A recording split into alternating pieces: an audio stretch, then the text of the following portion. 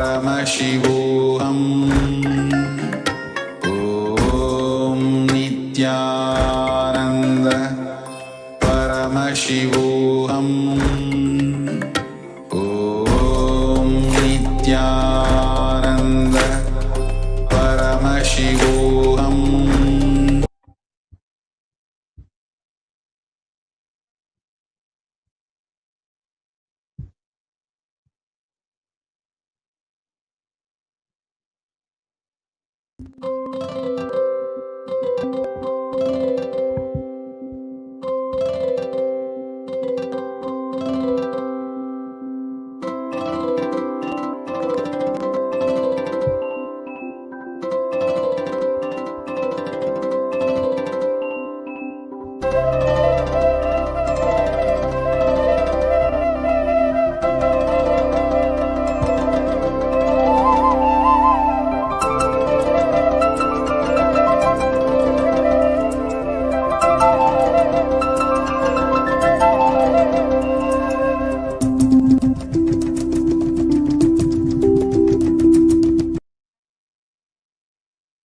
Nithyanandam Paramasukhadam Kevalam Jnanamurtim Dvandvatitam Gaganasadrisham Tattvamasyaadilakshyam Ekam Nityam Vimalam Achalam Sarvadi Sakshibhutam Bhavatitam Trigunarahitam Sadgurum Tam Namami.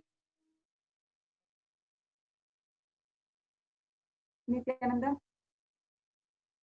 we offer our humble obeisance, our humble pranam at the divine lotus feet of the Supreme Pontiff of Hinduism, Jagadguru Mahasannidhanam, His Divine Holiness Bhagavan Nithyananda Paramashivam. And we welcome all of the viewers across the world, wishing all of the viewers a auspicious Krishna Janmashtami today and a Suprabhatam on this most beautiful auspicious morning. Welcome to Kailasa's Nithyananda TV, and thank you for tuning in to our Satsang introduction as we begin the auspicious day today. As we welcome all of the viewers across the world, of course, we invite you to the celebrations of Krishna Janmashtami, which will be streamed live on Nithyananda TV starting at 6 p.m. today. On this auspicious day of Krishna Janmashtami, we wish all of the 2 billion Hindus across the world an auspicious day. On this day, we celebrate the greatest happening on planet Earth, the happening of Bhagavan Sri Krishna. And for us Kailasians across the world, we celebrate Swamiji, incarnation of Paramashiva, and him as a reincarnation of Krishna. Sri Krishna happened in the human body on planet Earth centuries back on this day. He is celebrated by all Hindus as the most perfect incarnation. Today in Kailasa, we have grand celebrations planned along with the incarnation of Paramashiva himself, celebrating him with our utmost devotion. And we invite all the viewers across the world to join us during the celebrations and receive the blessings of Swamiji. For those of you who are tuning in live for the first time, Kailasa's Nithyananda TV, welcome to the official TV channel of Sri Kailasa, the only and greatest Hindu nation in the world, the enlightened civilization. His Divine Holiness Bhagavan Nithyananda Paramashivam is the reviver of Kailasa, the ancient enlightened civilization. His Divine Holiness is the avatar from and the Supreme Pontiff of Hinduism, and he has revived the science of power manifestation, yoga, and the temple-based university for humanity. The sovereign order of Kailasa, led by His Divine Holiness, and the Nithyananda order of monks, nuns, and the Hindu diaspora are all working for global peace and to ultimately give the world a superconscious breakthrough.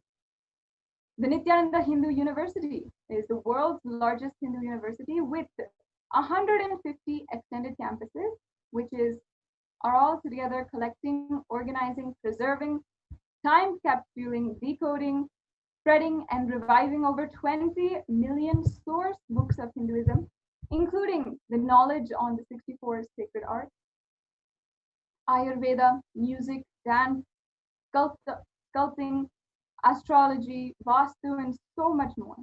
His Divine Holiness is the 293rd Guru Mahasannidhanam of the Shamalapita Sarvajnapeetam, the ancient apex body of Hinduism, and he is the present emperor of the Surya Vamsa Durangi Samrajyam. His Divine Holiness has also survived one of the most brutal, relentless persecutions with many assassination attempts on his person and for the character by anti-Hindu elements. Of course, you can explore more of. We're inviting all of the viewers on this auspicious day. Let us take the opportunity to share this satsang. Let's spread the message of Sri Kailasa. In Hinduism, we recognize the happening of incarnations on planet Earth. Every few thousands of years, the superconscious energy decides to manifest in the physical plane and relate with all of us to give the breakthrough which is needed for that time. Incarnations have happened for all the physical breakthroughs that we have seen, whether it is walking for the first time, living on land for the first time, or even developing language. All of this are different breakthroughs that incarnations have happened on planet Earth in order to make this happen and lead the humanity to the next level. Paramashiva manifested on planet Earth in order to lead life at that time to the next evolutionary breakthrough. And today, there are millions across the world who recognize Paramashiva has come down once again onto planet Earth in the form of His Divine Holiness, Bhagavan Nithyananda Paramashivam, whom we fondly refer as Swami. Physical form and come down from Kailasa itself. And now that the incarnation of Paramashiva is here, it is time Kailasa. Inviting all of the viewers now, let's share this link of Satsang on Facebook, Twitter, Instagram, and all of the social media platforms with all your friends, family, close relatives, whomever you think could benefit, whose life will be transformed with the blessing of Swamiji in their life. As we continue to share more and more about in today's Satsang introduction and get prepared for the Satsang and the rest of the auspicious day, we invite all of the viewers to continue sharing on the social media platforms. Swamiji beautifully tells us that there's only one practice which can destroy self-doubt. Self-doubt is one of the most harmful things that all of us experience. Having self-doubt about our future, having self-doubt about even, for some of us, the next step we want to make in our day, our next act, our next decision that we take. And self-doubt has created so much of frustration, anger, anxiety, depression in billions across the world. Swamiji reveals that you cannot actually resolve that self-doubt within you. How much ever completion or how much ever you try to do, you will continue to have that doubt somewhere inside you. It is something that is inherent within us. Ramakrishna Paramahamsa says beautifully, if somebody is possessed by a ghost, you can throw a sesame seed on him and that ghost will go away. But if the ghost enters inside of the seed, how will we drive the ghost away? It's the same thing with self-doubt. It enters inside of our completion. It enters inside of our confidence and our powerful cognition. Do we think, oh, am I really following this powerful cognition? Is this powerful cognition really going to work? All of that is nothing but self-doubt. And there is only one way that we can completely eradicate self-doubt from our system entirely. That is the enriching,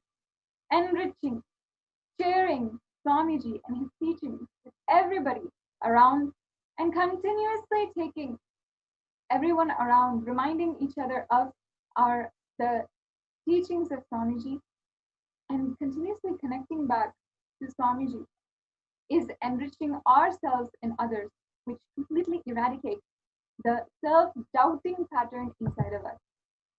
And most of us will agree that if we just have that self-doubt removed from us, we will benefit, we will be able to transform so much more. Enriching is not marketing. Enriching is not a marketing strategy. Enriching ultimately is for you to transform.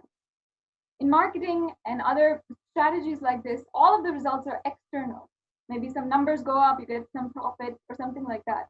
But for enriching, when we are enriching each other of Swamiji's teachings just by sharing on social media or spreading the flyer or inviting family and friends to the Krishna Janmashtami events today, it is not external, it is an internal process. The results are internal. Completion happens, and ultimately the superconscious breakthrough. Today being the auspicious day of Krishna Janmashtami, we have a special Krishna Janmashtami Day social media challenge that is fun and exciting way to start celebrating and continue this celebration even on social media. In the year 2020, there are so many ancient ways, traditional ways of celebrating all of our festivals, all of our Hindu festivals, and we will be observing each and every one of those. But the most beautiful part is that we can add certain rituals, add more celebration to that now that we're living in the modern day and age, in the day of social media and a digital world. What we can do to celebrate is a beautiful challenge called the Bhagavad Gita challenge on social media. The steps are very simple, and it is a way that we can spread absolute joy and bliss of today to one and all. First, we can download the Bhagavad Gita decoded book that Swamiji has compiled and commented on all of the verses of Bhagavad Gita. You can download this book at kailasa.org/Bhagavad Gita. Once you have this book downloaded, or perhaps you have the physical book, you can deeply pray to Krishna, Sri Krishna, on this auspicious day to reveal whatever we need to have superconscious breakthrough today, to ensure that we have the next level breakthrough today. You can, once we have deeply prayed to Sri Krishna to reveal whatever it is we need for a superconscious breakthrough, we can open the Bhagavad Gita book to a random page. If you don't have the physical book, on the ebook, you can just Google the random number generator and you can go to the page number that is generated by that generator. And then whatever the verse which our eyes fall on first, that is the verse which we can say Bhagavan Sri Krishna himself has revealed to us as the way that we can have superconscious breakthrough today. We can internalize that verse and then share that verse, and whatever powerful cognition you have from that verse on social media, tag 5 people to do the challenge and then share the post with all of your friends.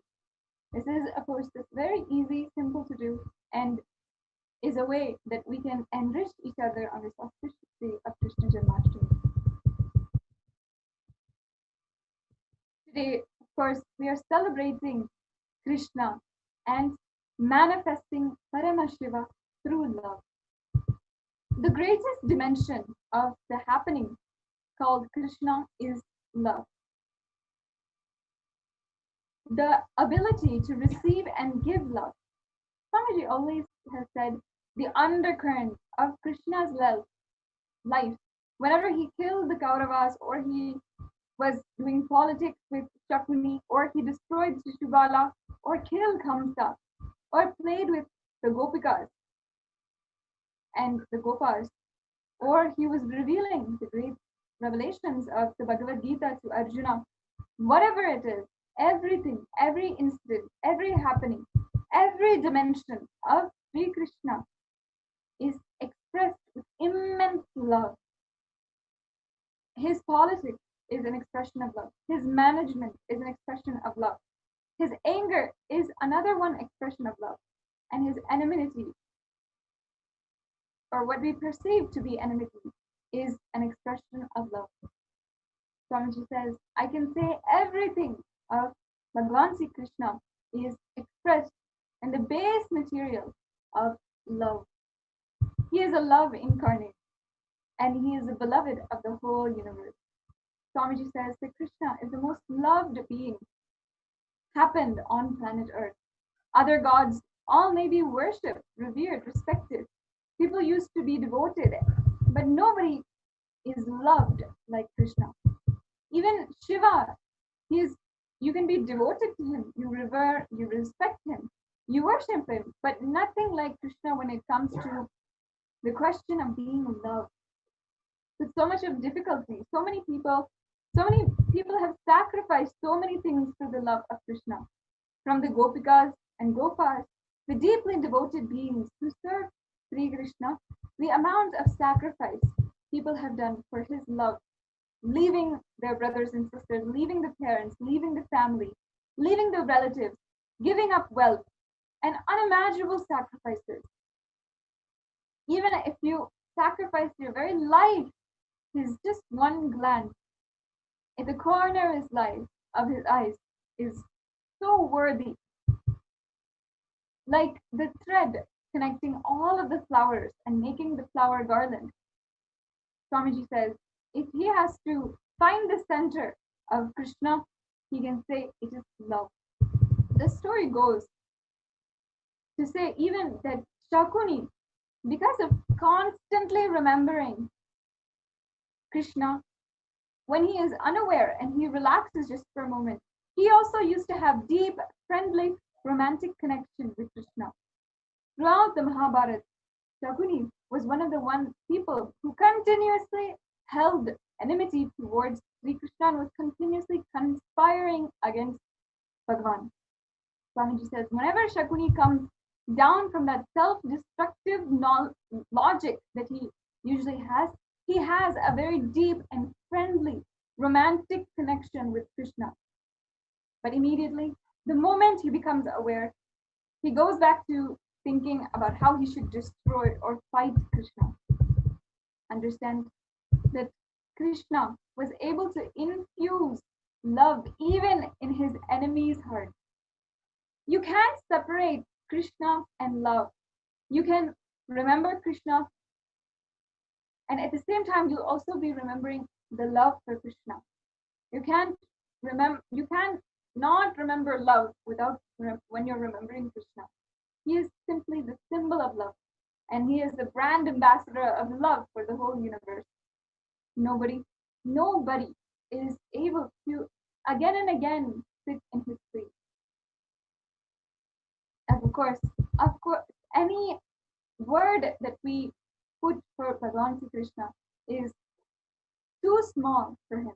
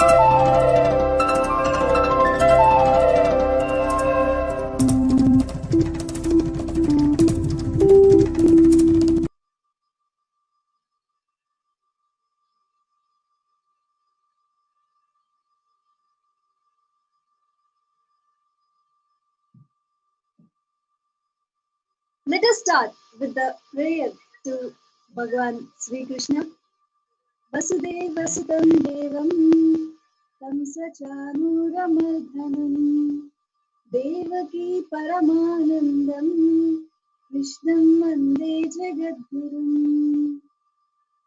Sri Krishna. In his 125 years of life, Sri Krishna met the most beautiful, ever youthful, enchanting presence, a perfect personification of divinity's impression upon mankind's collective consciousness, re-educating the world about devotion and dharma, as well as the ultimate reality. Bhagavan Sri Krishna is the only Purnavatar ever to have happened on this planet Earth. After him only, today we revere Swamiji as a Purnavatar and the very biomemory of Sri Krishna himself. Krishna is the first incarnation demonstrated the concept of Leela on the planet Earth. He is the first incarnation who has given enlightenment experience and based on science of living, not science of living, brought in the science of completion. First incarnation who demonstrated that life can be lived from the space of completion. Life can be loved from the space of joy. Krishna is the embodiment of joy, embodiment of bliss, embodiment of life. Among the polluted politicians, he is the embodiment of purity. Never ever he moved into the space of incompletion. Krishna radiates knowledge, love, romance, intelligence, strategy planning. Only he can call as Purnavatar. The power of his presence and the amount of suffering opposition he has to go through due to his pure love, his pure energy, and his pure intelligence. Even after he he created his own kingdom, he had to face so much. Krishna, the sacrifice he had done to establish dharma, the way he lived Dhamma and protected Dhamma, unimaginable, amazing. Swamiji says, when I started to try to talk about Krishna, I am stuck because which dimension can I speak? You can't speak about any dimension. He is so whole. I can say, whenever you try to describe any one dimension, the words look too futile. His wholesome, It is his anti in the innumerable elements trying to ban spiritual Krishna as a energies or lusty the guy, spiritual but you don't know his qualities, the whole Hindu consciousness and largest worshipped man. Please understand, the largest worshipped incarnation on this planet Earth is Sri Krishna. His extreme sacrifice. Let us see through this video.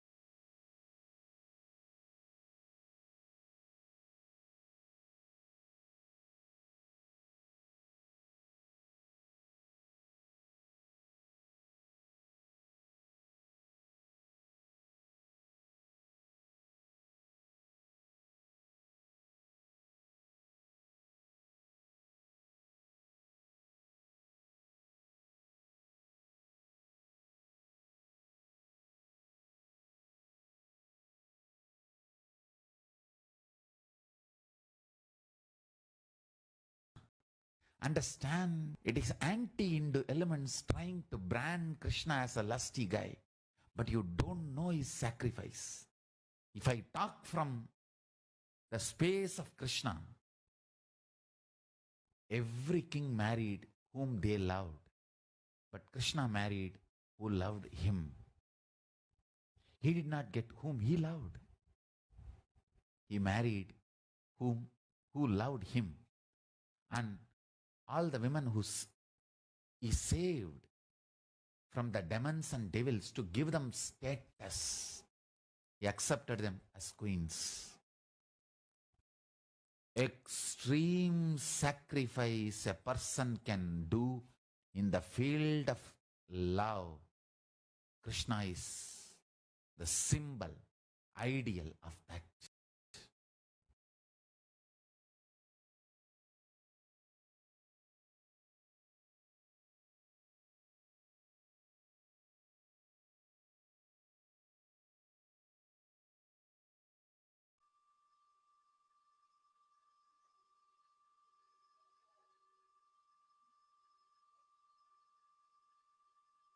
Bhagavan Sri Krishna, expression of Paramdhama. Bhagavan Sri Krishna is the Purnavatara who has embodied Narayana, Paramdhama, with all his glory, qualities, and powers.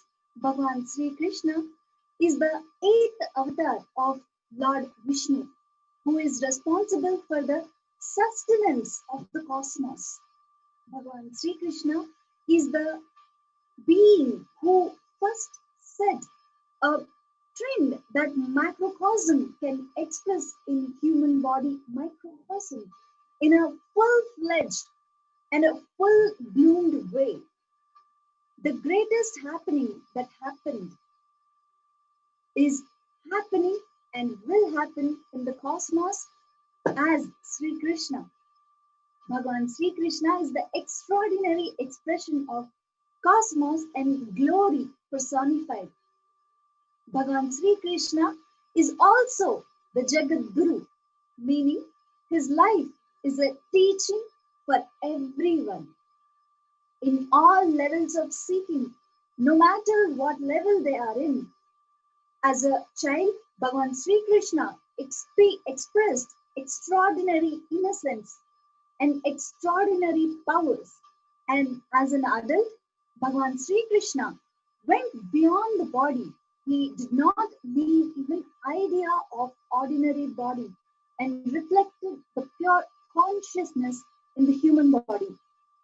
Celebration is the essence of the life of Bhagavan Sri Krishna. One of the greatest dimensions of happening of Bhagavan Sri Krishna is Tyaga and love. The ability to receive and give love. Bhagavan Sri Krishna is personally who never gives up on people. He continued and continued till the end of he did not give up. Bhagavan Sri Krishna was the embodiment of causing everyone's reality. He was able to speak into the listening of a listener, causing everyone's reality. Bhagavan Sri Krishna, out of his love and tyaga or sacrifice for the humanity, delivered the Bhagavad Gita, the song of God. Bhagavan Sri Krishna is the ultimate teacher, reviving all the enlightenment system existed at the time and compiling it in a form of Bhagavad Gita and sharing with the world. Absolute love, absolute will persistence in dealing with the demonic forces in all types of situations. Bhagavan Sri Krishna is extremely courageous and bold, but absolutely strategic, not to waste resources unnecessarily, even during the wars with the demonic forces. Lord Sri Krishna says in Bhagavad Gita, 15th chapter, The explanation goes, I am seated in everyone's heart, and for me come remembrance, knowledge, and forgetfulness. By all the Vedas, I am to be known. Indeed, I am the compiler of Vedanta, and I am the knower of the Vedas. Sudama was Lord Krishna's friend and devotee. He belonged to a pure Brahmin family. As they grew up, Sri Krishna manifested the Dwaraka, the land of material pleasure, and got married to Rukmini. On the other hand, Sudama married a simple Brahmin girl and led a simple life, leaving the worldly pleasure, and by worshipping Lord, he had children, but due to his austere living, he remained a poor man, tired and anguished by the poor living conditions. One day, Sudama's wife asked him to seek help from Lord Sri Krishna. Sudama, being an honest and self-made man, felt ashamed to go ahead and ask his friend for help. After being insisted by his wife, Sudama decided to go ahead and meet Sri Krishna. However, he said, meeting my old friend after years empty-handed wouldn't feel nice. Sudama decided to carry along a handful of puffed rice for Lord Krishna. As soon as Sudama reached the place, Sri Krishna received him with warmth and respect. Krishna made Sudama sit on his throne and washed his tired feet with sandalwood and warm water for him to relax. They recall the time spent at the Sandipa school in childhood in the Gurukul. Seeing the splendor, Sudama felt awed. Sri Krishna hospitality and love made him feel so happy. However, seeing the grandeur, he felt embarrassed to take out the gift.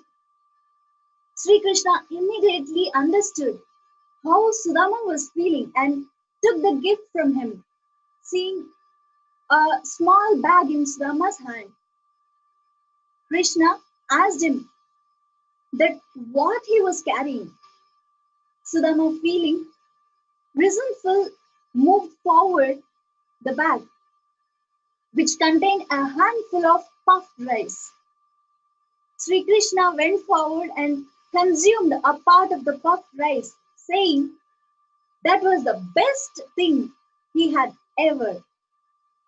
Sri Krishna thanked him for the gift and requested Sudama to have the meal with him. As both of them sat to have their meal, which was served in exquisite gold plate, Sudama felt sad as he remembered his hungry children at home. He stayed at all palace for 2 days, but could not ask Sri Krishna for any personal favors. On the third day, he was ready to leave back for home.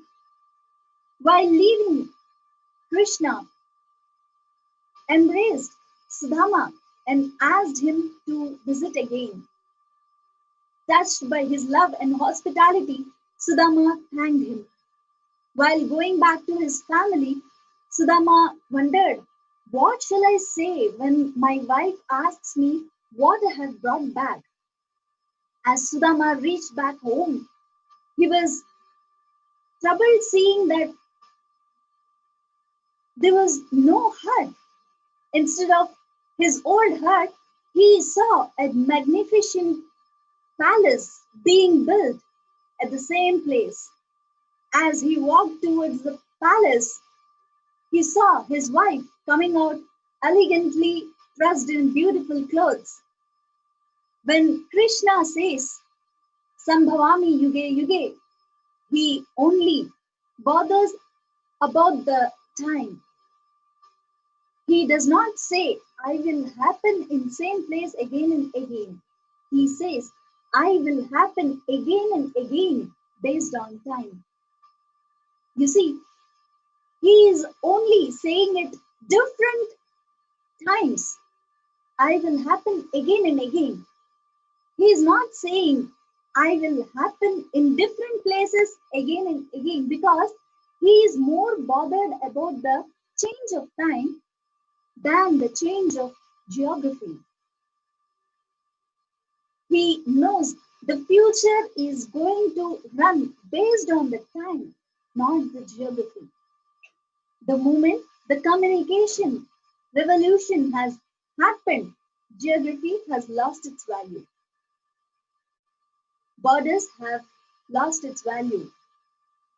Still, some perverted politicians go on hold the concept of borders. I have a vision, a borderless planet Earth where the whole administration should be with universities, not 8th grade failed politicians. Most of them can't even think to run their family just because they learn few ideas, tricks.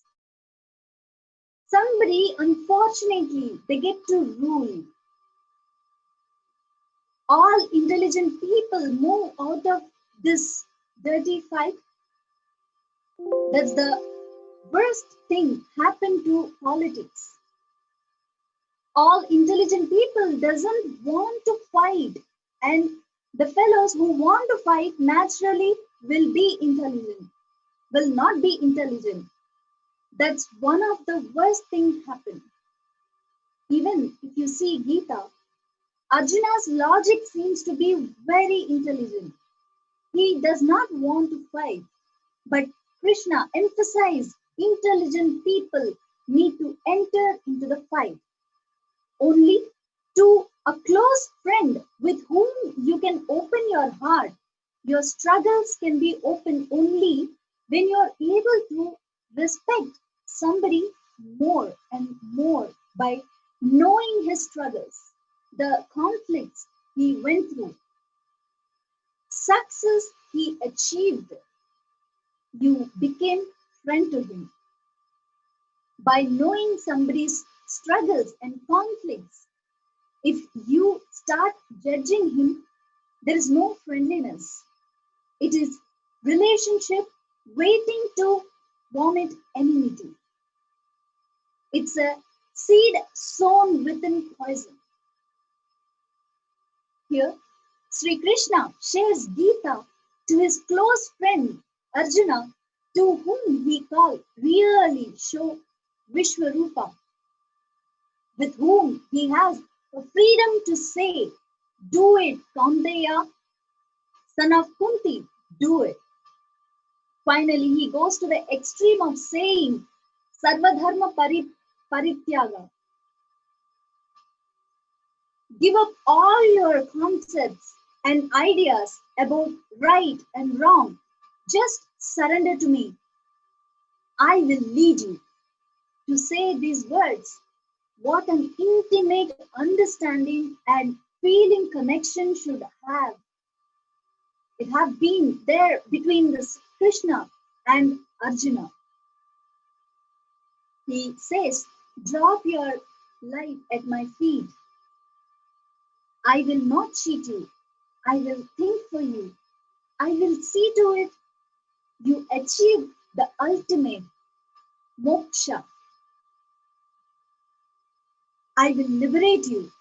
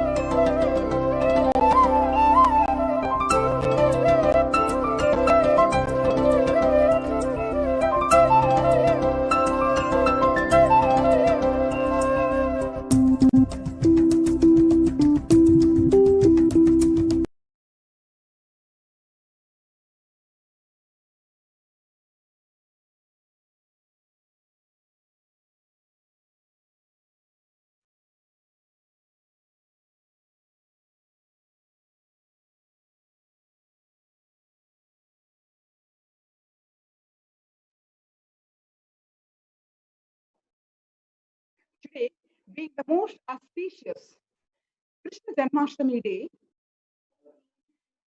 we have a special Krishna Janmashtami Day social media challenge that is fun and exciting way to start celebrating and continue even on social media. We invite all the viewers to participate in an exciting and new Bhagavad Gita challenge on social media. The steps are simple, but along with other festivities, we can spread the absolute joy and bliss of this day. Here are the steps for you to participate in the challenge.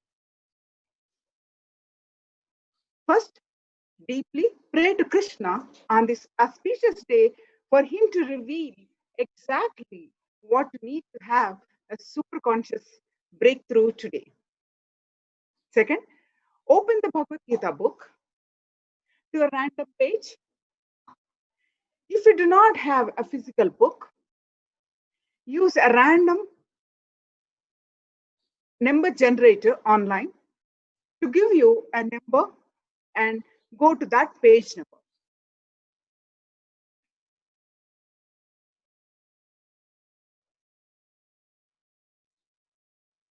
Just you can Google the page phrase random number generator. So enter the maximum number of pages in Bhagavad Gita, which is 1300, and click generate to generate a page number. Internalize the verse that your eyes fall on, on first, and share the verse. Along with the verse you got, share the link to the Bhagavad Gita. Tag 5 people to do the challenge.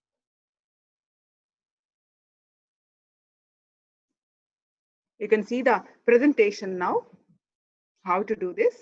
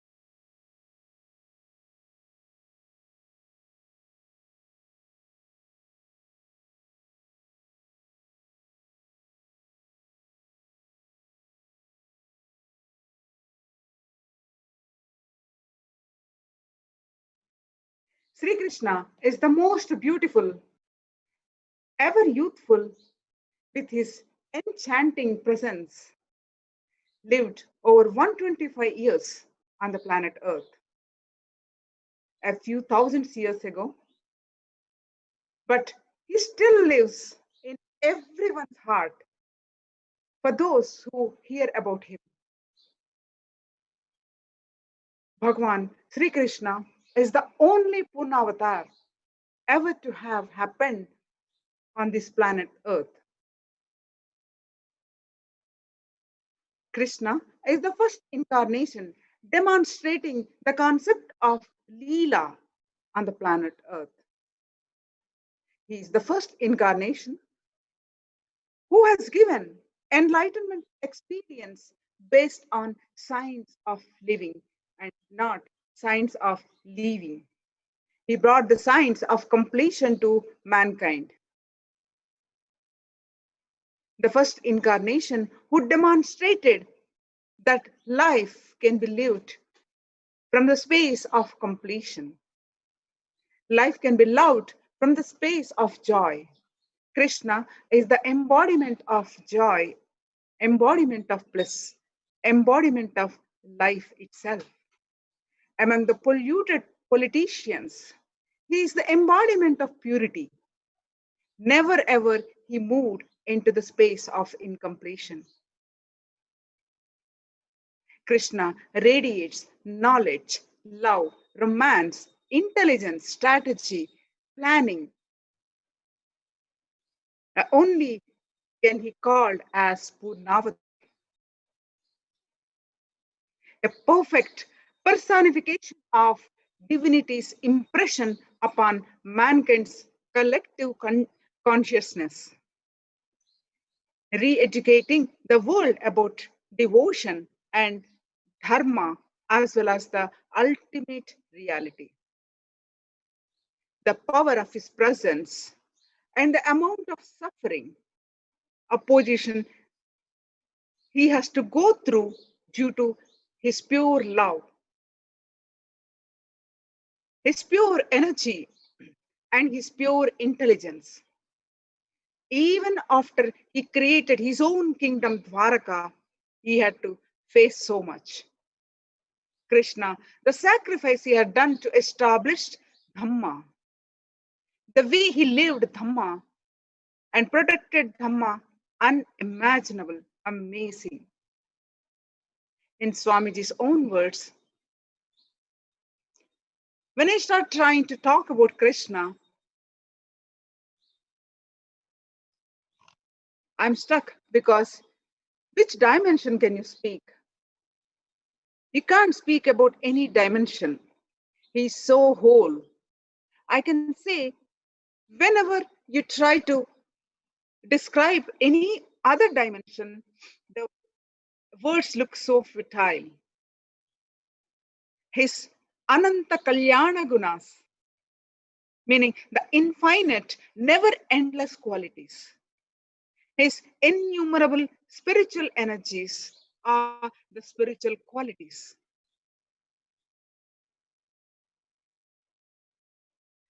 the whole Hindu consciousness and the largest worshipped man. The largest worshipped incarnation on planet Earth is Krishna. Bhagavad Gita, the book, is the complete essence of Hinduism. This book is the essence of Hinduism, sung by Lord Sri Krishna. Whatever best thing Hinduism has is collected and compiled in this one book, Bhagavad Gita, by the greatest incarnation on planet Earth. Sri Krishna has compiled everything possible in this one Bhagavad Gita, and so beautiful. Even to read, it is really, really, really a nectar. Bhagavan Sri Krishna is the being who first set a trend that macrocosm can express in human body, in microcosm, in a full-fledged and in a full-bloomed way. The greatest happening that happened is happening and will happen. In the cosmos is Krishna. Bhagavan Krishna is the extraordinary expression of the cosmos and glory personified. Bhagavan Sri Krishna is also the Jagat Guru. The meaning his life is teaching for everyone in all levels of seeking, no matter what level they are in.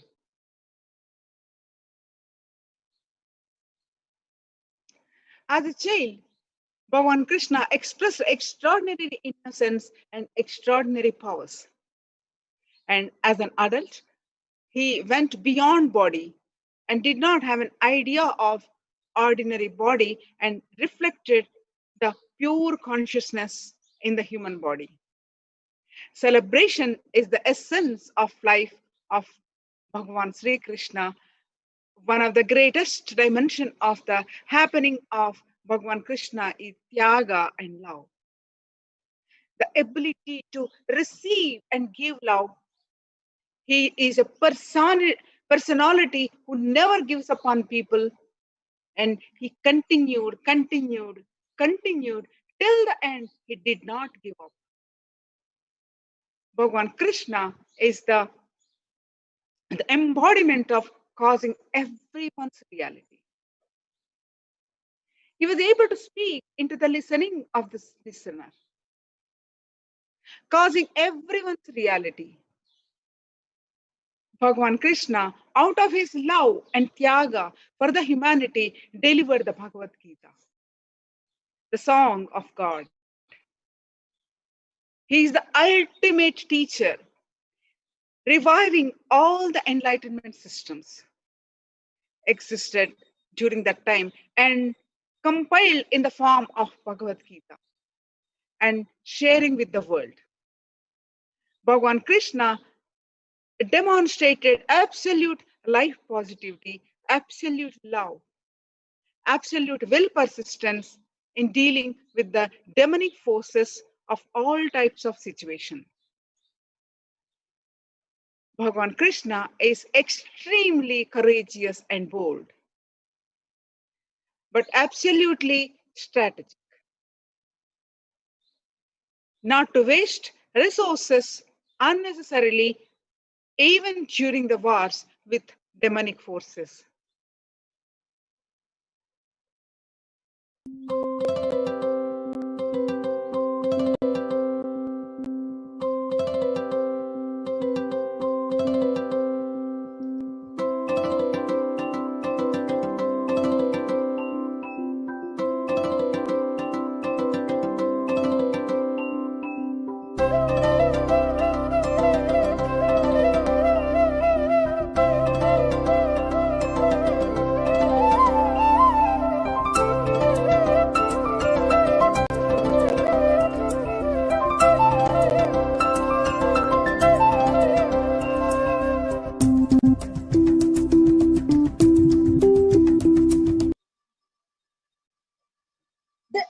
embodiment of the universe into human form is the most conscious formation in existence.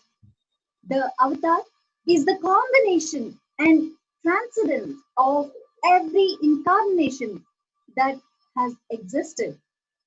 For his purpose on planet Earth, he configures every muscle fiber to every I have memory. taken certain biomem. Swamiji says, like a paper toy children make to play with, I made this body just to play with. When we choose the material with which we play on earth, we unconsciously or consciously choose what is called the biomemory.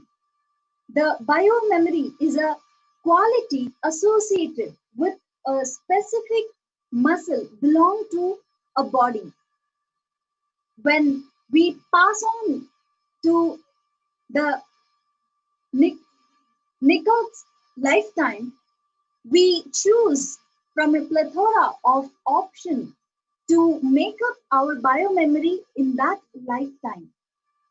When Paramashiva decided to come down in the next incarnation for humanity again, he used the biomemory of Bhagwan Sri Krishna in the making of Avatar.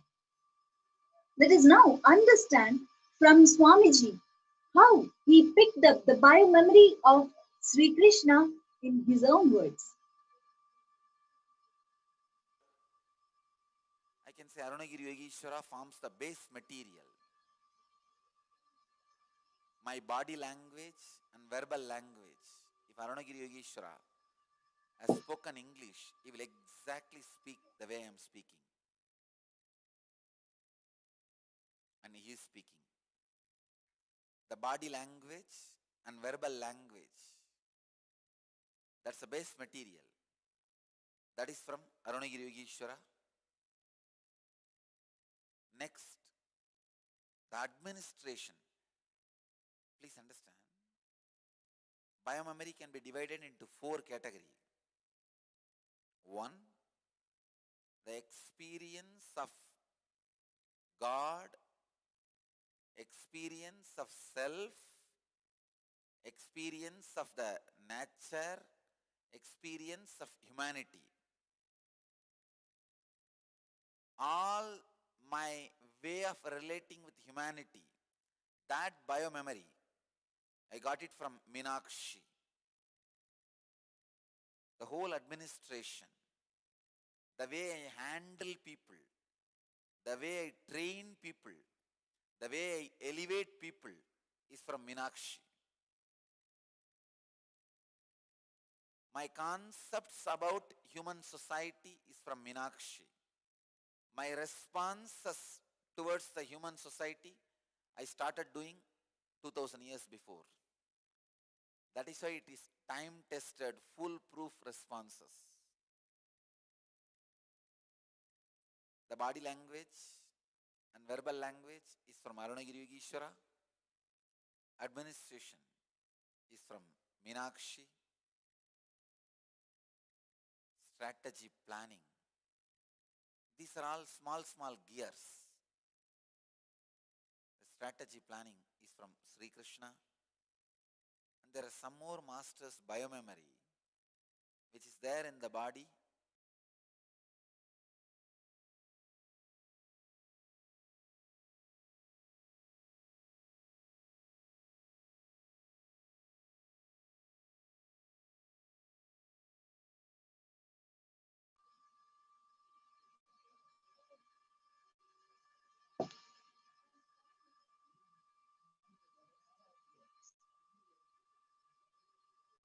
This very quality of meticulous planning for the greater good of humanity has proven absolutely vital as we have seen the entire Leela of Swamiji's life play out.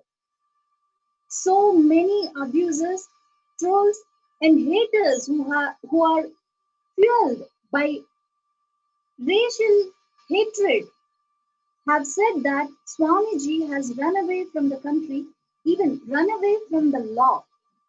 But these racist, supremacist, terrorists do not understand the absolute peril Swamiji's life was in and how vital it was that Swamiji protects himself. It was the ultimate decision made at the right time so that superconscious breakthrough can happen for the whole humanity. The world may not understand it yet, but the grand Leela of the Avatar, the autobiography of the Avatar, will sing for eons to come about the most perfect, precise, and accurate decision made out of his pure love for this humanity.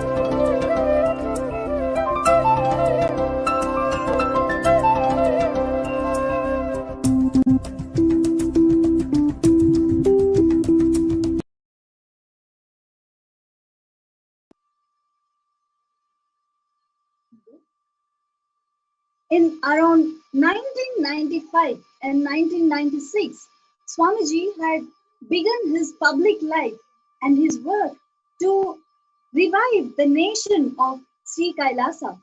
He was volunteering and staying in Ramakrishna Math in Mylapore, Chennai.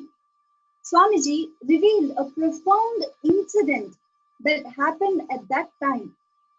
The incident had to do with one verse in Bhagavad Gita, second chapter, Sankhya Yoga, 50th verse. The translation of that verses are endowed with the wisdom of evenness of mind. Move away from both good and evil deeds in his life, in this life. Devoted yourself in yoga, skill in action yoga.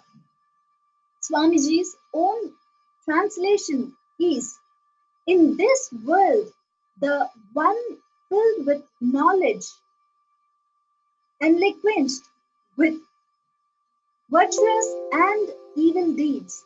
Therefore, attach yourself to application, for application is natural property of skillfulness. The keyword in this verse is Yogaha Karmasu Kaushalam. Yogaha Karmasu Kaushalam. In this verse, Swamiji pronounces the word Kaushalam as Kauchalam. Again and again, Swamiji will mispronounce this word purposefully when recite this word, but there is actually a long story behind this seemingly small error.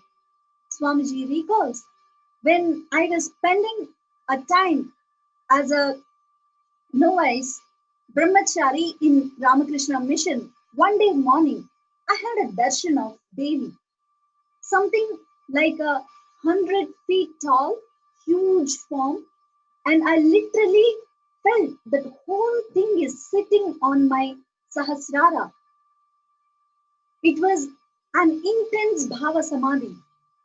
I was believing that I cannot move my body now because 100 feet tall Devi is sitting on my head.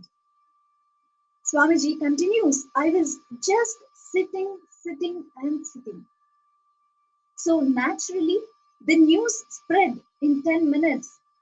One told the other told the other.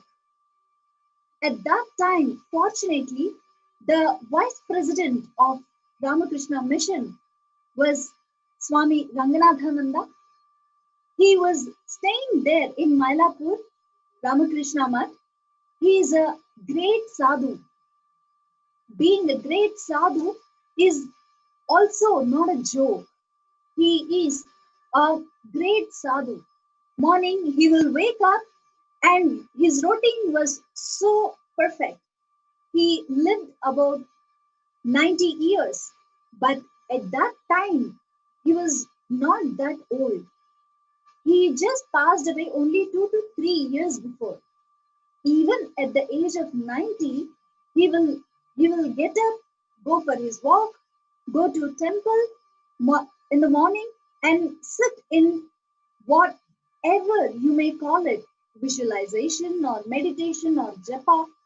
He will sit like a statue, a powerful tapasvi. Because he was going to temple, one Swami who was sitting outside the room told, Maharaj, Koka has gone mad. Koka was my nickname at the time. In Bengali, he said, Koka pagal hoichi. But Swamiji was in such intense samadhi that he could not clarify to them that he has not become mad. Then Swami Ranganathanandaji just opened the door and looked into see what Swamiji is doing. So he opened the door and looked inside. He looked at the other sadhu and hey, what? He is not mad. He is just sitting silently. That's all. He has not broken anything. Swamiji describes the next events. He says, Swami Ranganathanandaji looked straight into my eyes and what? He kamochi. In Bengali, it means, how are you? Swamiji says, I could not answer. I said, Bhava Samadhi, Bhava Samadhi. Ranganathanandaji just spat on the wall door. Yogaha karmasu kauchalam. It was such a strong shock for me. I can say liberation for me. He is from Kerala. So the pronunciation, he said kauchalam instead of kaushalam. He said kauchalam. He instead kauchalam of kaushalam. It was a shock for me. In that moment, all that darshan went away. Everything became all right. I can say it was a powerful initiation leading me to the next level. Let us understand now from Swamiji himself exactly what the understanding was about the truth, Yogaha Karmasu Kaushalam, and how we can also learn and imbibe this great truth.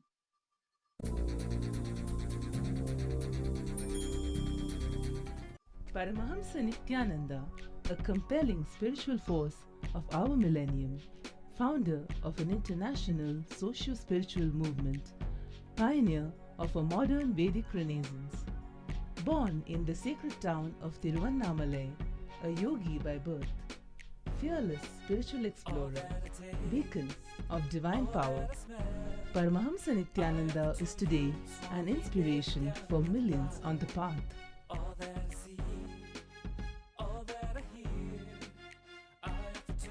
Adept in ancient mystical yogic sciences, researcher of the science of spirituality, guru for enlightenment. Every year, Paramahamsa Nithyananda shares with over 1 crore people worldwide the treasures of his wisdom, the joy of his laughter, and the incomparable power of his initiation. Now, Paramahamsa Nithyananda reveals the deeper secrets of life, science of life, Join us every day for an unforgettable spiritual experience.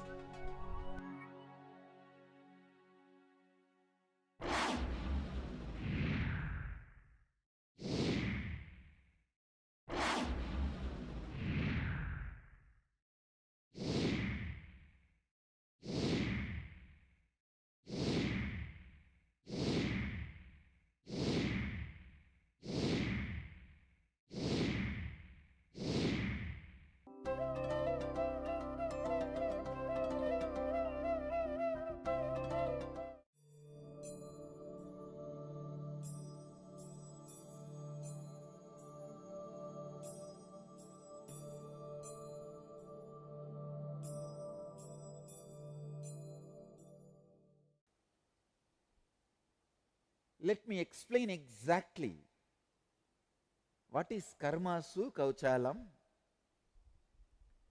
Please understand,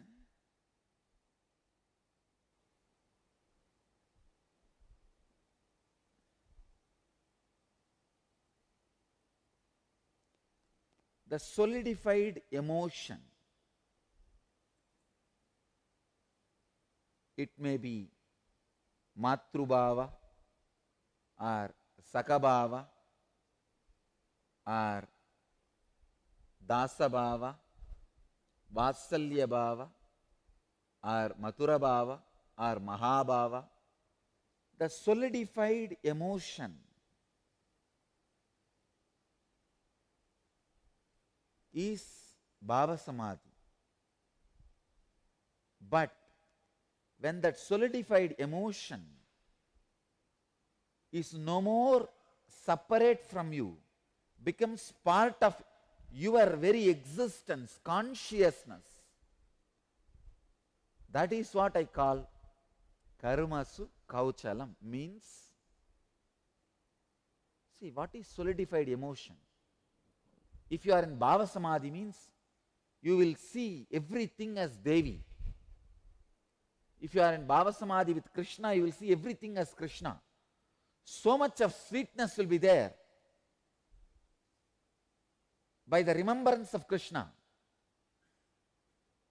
When that sweetness becomes part of your action, without even remembering Krishna, just by your action, if you are going through that same intense sweetness, that is what is called Karmasu Kauchalam. Efficiency in action. Efficiency in action means never being tired of action. Any action which makes you tired will make you old, will bring you disease. Your action, when it does not make you tired, when it goes on inspiring you for more and more and more, then you reach the space Yoga Karmasu Kauchalam. I have decided I will continue to make this spelling mistake. I am not going to pronounce this as a Kaushalam. I will call it as Kauchalam only. Let it become my own accent. This is the way I will remember his powerful initiation. That word has hit me like anything. Unfortunately, if I did not have that initiation at that moment, of course, always divine supports you, brings you the proper intelligence and proper time. If I have not had that initiation, I would have been just sitting in my Bhava Samadhi, what is called the solidified emotion. The big problem with a solidified emotion is you can spend any number of years with it and finally you can lose it also. You will not go forward. But once that yoga karmasu kauchalam, that happens, it becomes sahaja samadhi. Unless you show efficiency in action, perfection in action, the emotion you are going through, the bhava samadhi you are going through, will not become part of you. Bhava samadhi you go through will become part of you only when you take responsibility, only when you bring perfection in action.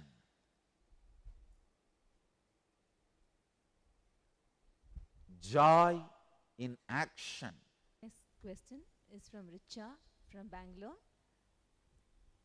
Swamiji, can you please explain what you mean by efficiency? Richa, efficiency means efficiency. Efficiency means the action should have its effect on outer world and the inner world. It should be like a double-edged sword. The action should be creating desired result outside and desired result inside. That is what I mean by the word efficiency. If I have to give an example, morning you get up and do yoga. The action of doing yoga should create the desired result in the outer world, means the body becoming healthy. And same way it should create the desired result in the inner world, creating a positive pattern or a positive mental setup, which is purpose of yoga. So all action, same way, if you are creating a relationship, it should create the friendly relationship and it should bring the happiness and fulfillment which you are supposed to have in your inner space through that relationship. So efficiency means the effect of action in the outer world and in the inner world. Unfortunately, whole humanity is established in laziness. Now I am telling you the truth. By sitting in satsang, two things need to be achieved. One, you need to sit in such a comfortable position in the outer world. Another, you are supposed to be in a state which nowhere nobody disturbs. No words are touching you. Nothing touches you. You are beautifully in that peaceful awareness. What you call as your own Sahaja Samadhi, being established in laziness. The next question is from Akshay Shukla as well as from Jean from Dallas, Texas. Isn't perfection measured by the result of the action? Doesn't that make us focus on the result? Ajay Shukla, perfection is not measured by the result of the action. It measured by the way you are acting. Understand? The quality of the action, not the quantity of the action, not the quantity which happens because of your action, but the quality of your action. Only when the quality is not there, you will have time to measure the quantity of the action. So perfection is not measured by the result of the action. It is measured by the quality of the action. But I tell you, when the quality is there, the quantity also will follow, even though you don't bother about it. It's like you walk without bothering about the shadow, but the shadow follows you. Same way, in the quality, in the kaushalam, in the efficiency, you walk and it follows. The quantity also follows you. Next, let you all achieve, experience, live, express radiate and share the eternal bliss. Nithyananda. Thank you.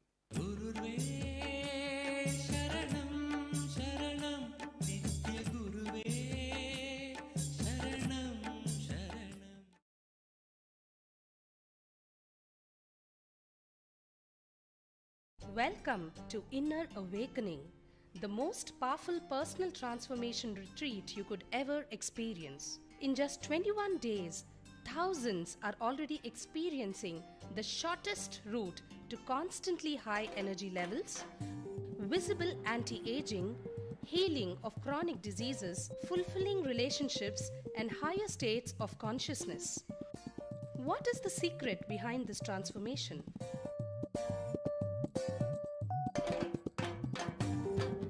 Kundalini means the inner potential energy.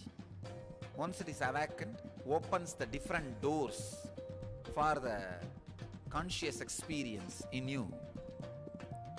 I can say which is a master key for all extraordinary spiritual experiences.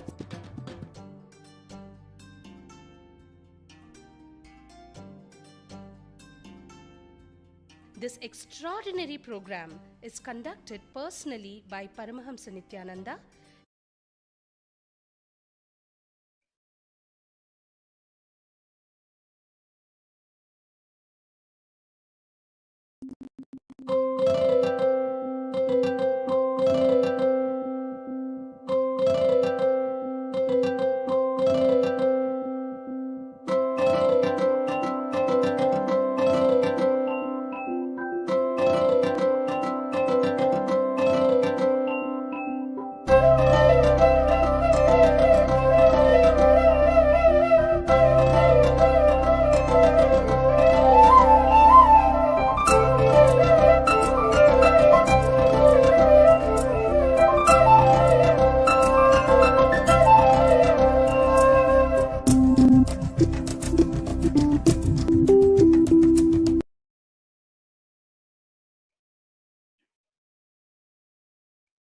Now, let's see living with Krishna, the great happening from the life of the avatar.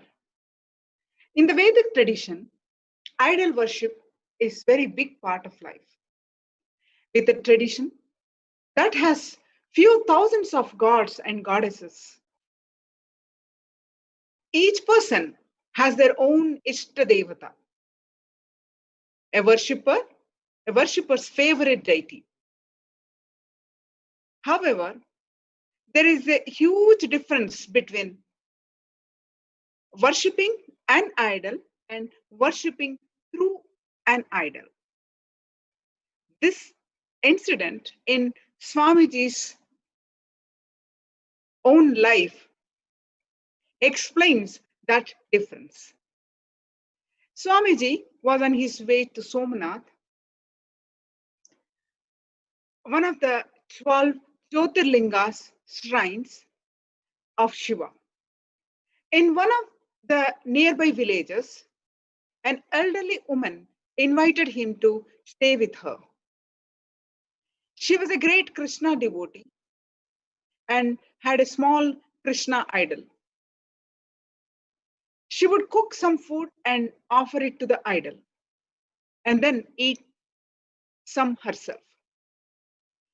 She led a very simple life with few possessions and little wealth, but was very content. She would bring food to Krishna every night and would even talk to him. She would sit by the idol casually and talk to it as if it was real. This was her daily routine, which went on for an hour, after which she would eat the food and go to sleep. After 1 week, Swamiji started preparing to continue on his journey, and seeing this, she began to cry. She promised him that she would never ask him to work and that he could stay with her without any obligations. Now, let's see in Swamiji's own words describe the beautiful incident.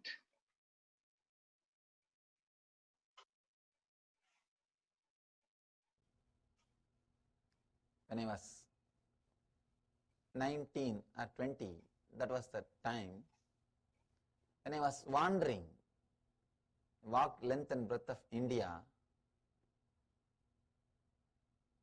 This incident happened before my enlightenment. I'm just trying to find right words to narrate that whole incident because it's such a amazing, inspiring incident. Sometimes there will be traffic jam in my throat. Too many words want to come out. So I tell them, relax, relax.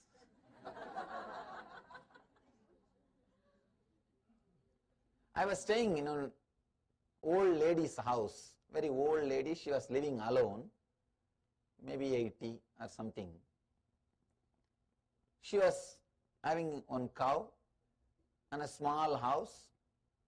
From that cow, every day she'll get the milk and make curd and buttermilk out of it. She'll go to that whole village. Village means few streets. She'll go around that few streets and sell that curd and buttermilk. Come back in the night with some sweets or food. She will come back and she had a small Krishna's murti. Krishna statue, small statue of Krishna. She will put all those things in front of that Krishna's murti and speak to him. She will speak to him. Oh Krishna, please eat. Today I got only this much. Please eat. She will spend some time speaking. And then later on she will eat and sleep. First few days I thought, oh, she is just, because of her devotion, she is talking okay. So I was in that same attitude that, okay, good devotee, anyhow she gives food for me, that's all. So why to interfere unnecessarily in her lifestyle? Every day, same routine. She will go to the nearby streets and sell that buttermilk or milk or whatever, curd, and evening she will come back with some sweets and candy and some food for that Krishna and for her, for me also. After 10 days, usually I don't stay more than a week or 10 days in any village. I said, all right, ma'am, now I am going for my pilgrimage because I was going towards a big Shiva temple called Somnath. She started crying. She said, no, Baba, don't go. Baba means father. You should not. I am a sadhu. And what are you talking to Krishna? You can worship, you can develop your bhakti, okay, but you think that he will convince me. And not only she was talking to Krishna, she herself is telling the answer. Oh, Krishna, you are telling you should go. He is a sadhu, he should not stay with me. All right, if you say okay. She is talking for herself and talking for Krishna. She is talking as if she is listening the reply from Krishna. Now I said, it is too much. This is too much. And I went near her and told, Arey, what are you doing? You think that he is talking to you? And she very casually, very innocent lady, very casually, she just held my hand and said, Baba, don't you see, he is sitting there. And she held my hand. I promise I saw Krishna there. He was there, sitting as a young boy with a blue body, whatever way we describe, he was there, just sitting and smiling.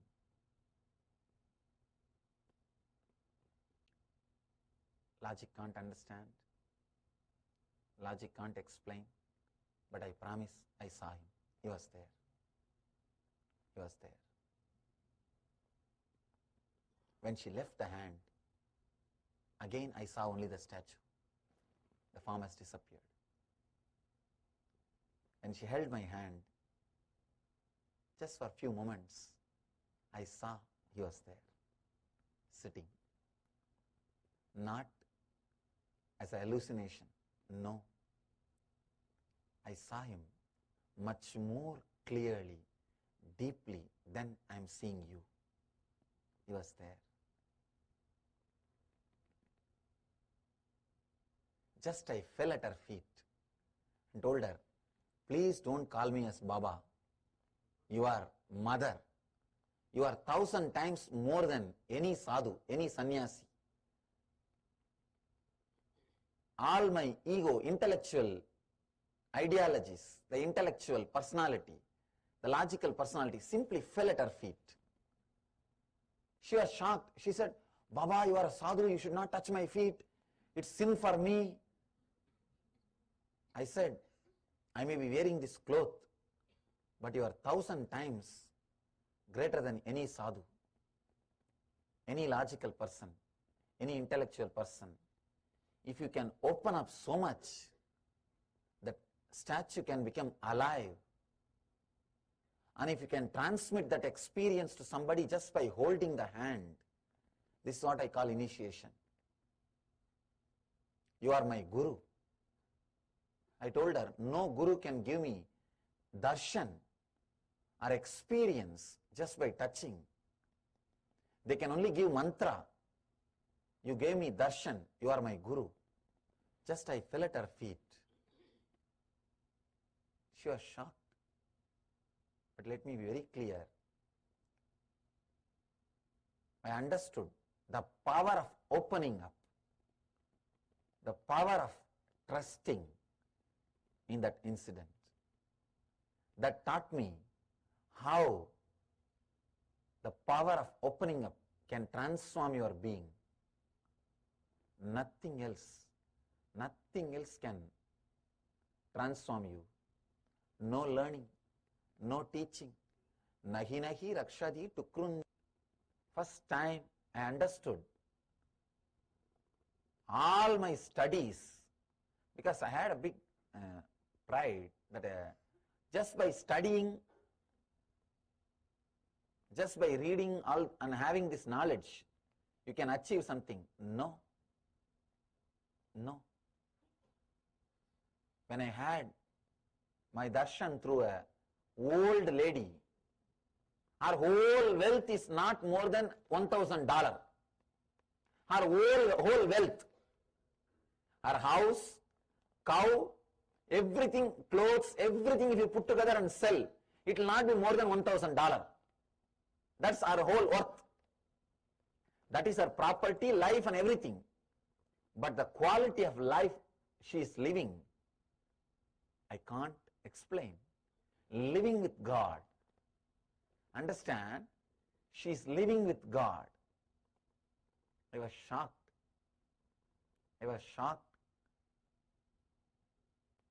Just I fell at her feet and did complete namaskar.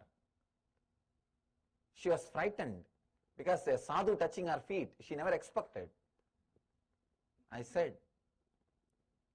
you are my guru, you are my master, because not only I have not achieved the spiritual truths which you achieved, the height, not only you achieved, you are able to transmit to somebody just by a touch, just by one touch, she is able to give that experience.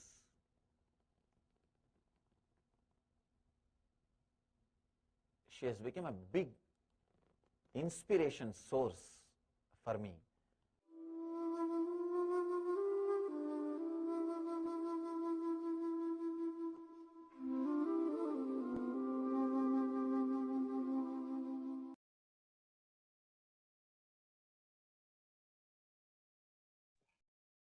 Swamiji first spoke on Bhagavad Gita in the public forum in September 2005 in Los Angeles. There are many who were very fortunate and blessed to attend those 18 days of satsangs. Swamiji's discourses on Mahabharata and Bhagavad Gita are revolutionary. We can understand Bhagavad Gita represent different patterns in us. Very unique angle of presenting the Bhagavad Gita. the Krishna, since childhood, born in jail, immediately had to shift to a safer place, incognito, with the life threat from his maternal uncle Kamsa. He was brought up in Gokul as a cowherd, even though he was born as a prince. He faced continuous life threats. He never relented, but he continuously enriched one and all with his love and compassion. With Swamiji, after he came into public life, he has begun facing life threats and assassination attempts. But through all of that, Swamiji has been continuously enriching humanity with the signs of enlightenment. None other than an incarnation can do this. Krishna was an embodiment of righteousness. We see the same with Swamiji, who has stood up, taking on the responsibility of giving a super consciousness breakthrough. So much of hate speech and character assassination on His Divine Holiness, saying that he is absconding, missing, runaway, at Swamiji shows the non-violent response of withdrawing himself just so that he can continue to contribute. Let's watch a video of Swamiji explaining this.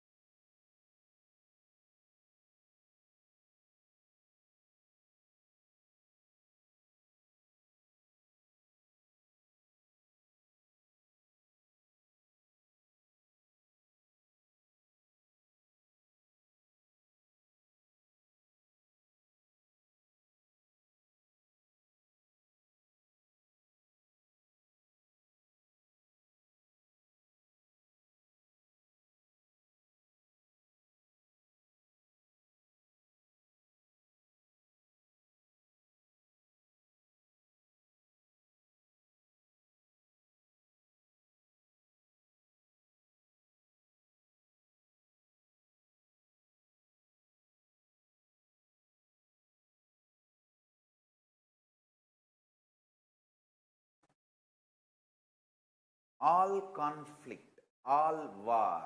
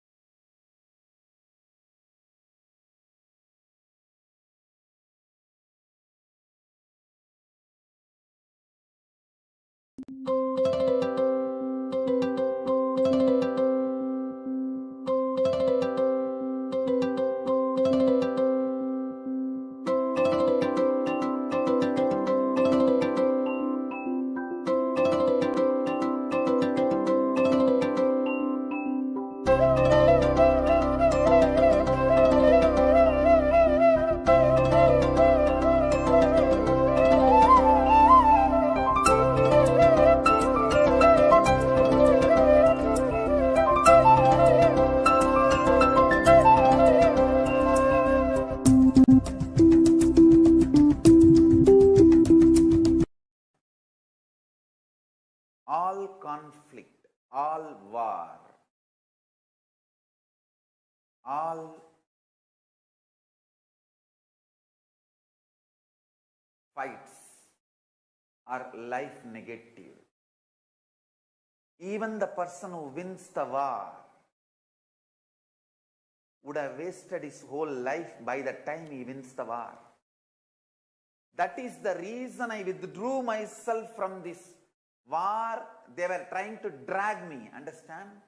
The anti-Hindu mafia, anti-Hindu terrorists, and anti-Guru Hindu mafia. The anti-Hindu terrorists and anti-Guru Hindu mafia, both gangs were trying to drag me into their fight. They were forcing war on me through assassination attempts, lawfare, through multiple ways. They were forcing war on me, understand? Even if I win the war in the end, my life would have been a big failure, because by the time I win the war, I would have wasted my life. By Paramashiva's grace, I had the clear intelligence, and Kalabhairava protected and protecting me. Because of Paramashiva's grace and Kalabhairava's protection,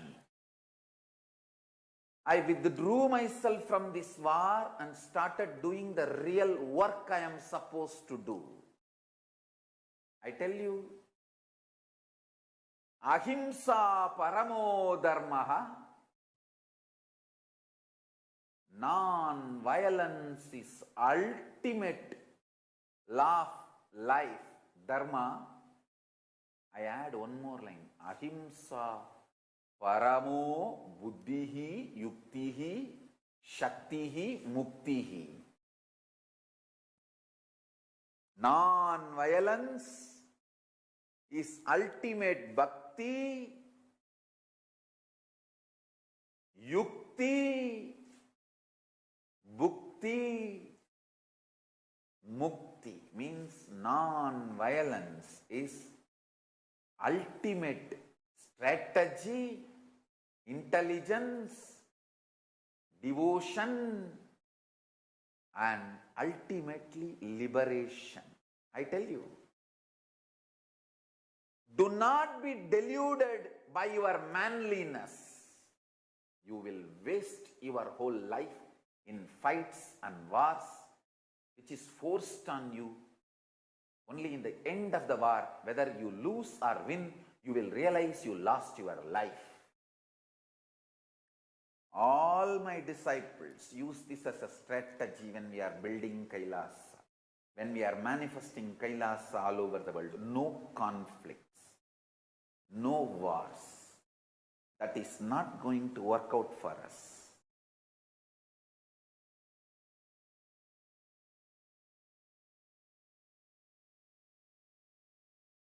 The absolute peace is the fundamental condition for enlightenment ecosystem to manifest.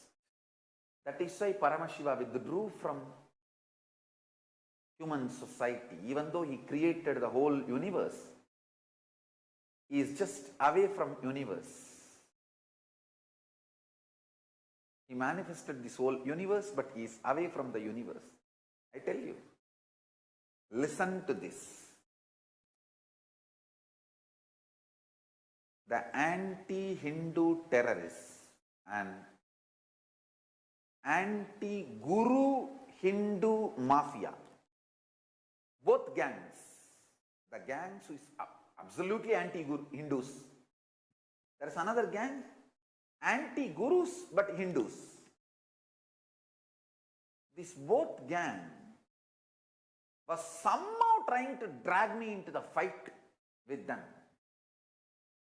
They know if I get into the fight, whether I win the war or lose the war, I would have lost my life.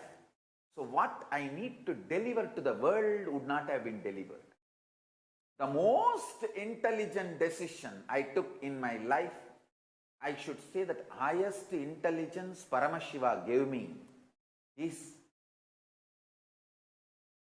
clarity on what for I happened, and the greatest power Kalabhairava gave me is ability to forgive, not to be angry, not to be agitated, but to be ferocious with what I am supposed to do to the world. Understand? Ability to forgive, ability to be non-violent, ability to be established in ahimsa, ability not to get agitated or deluded in the name of manliness and all this stupid human plain delusion. How long we can tolerate this injustice? All these kind of stupid, delusory ideas.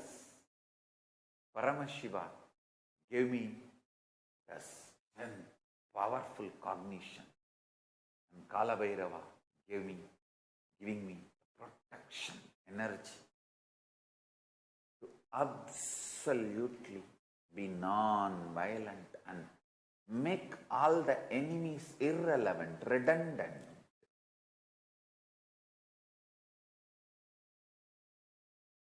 I am too busy in delivering what I am supposed to deliver to the world, this great enlightenment science.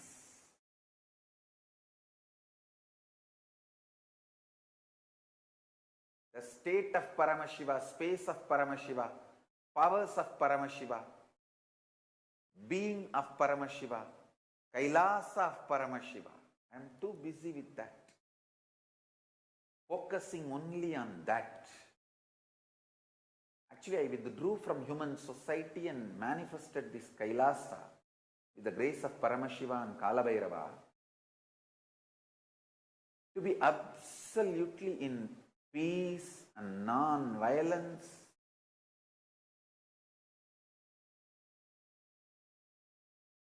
Ahimsa, Satya, Asteya, Aparigraha,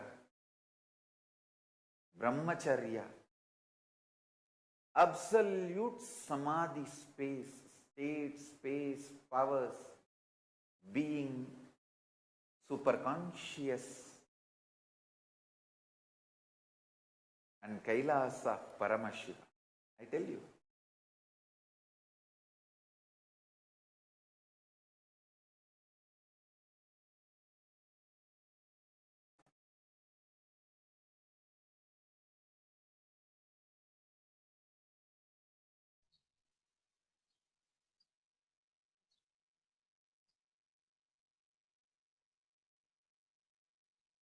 His Divine Holiness says in his own words, all war conflicts are life negative. Even the person who wins the war would have wasted his life winning the war.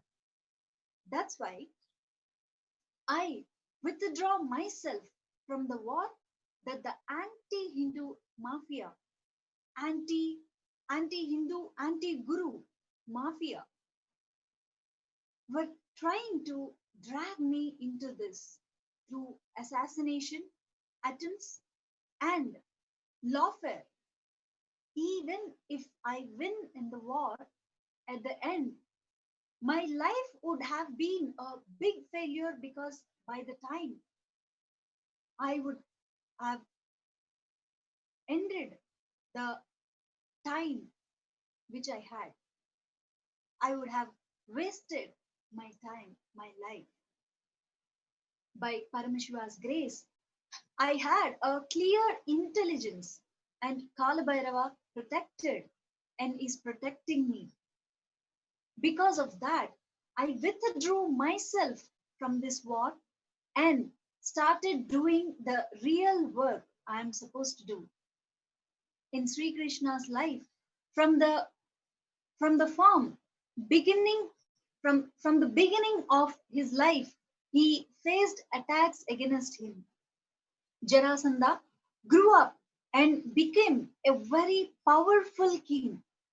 He defeated many other kings and made them promise their allegiance to him, making him supreme emperor.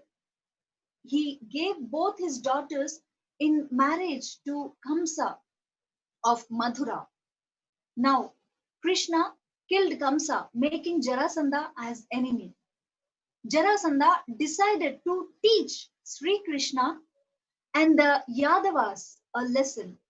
Since the Yadavas were concentrated in and around Mathura, he decided to battle them and destroy the race forever.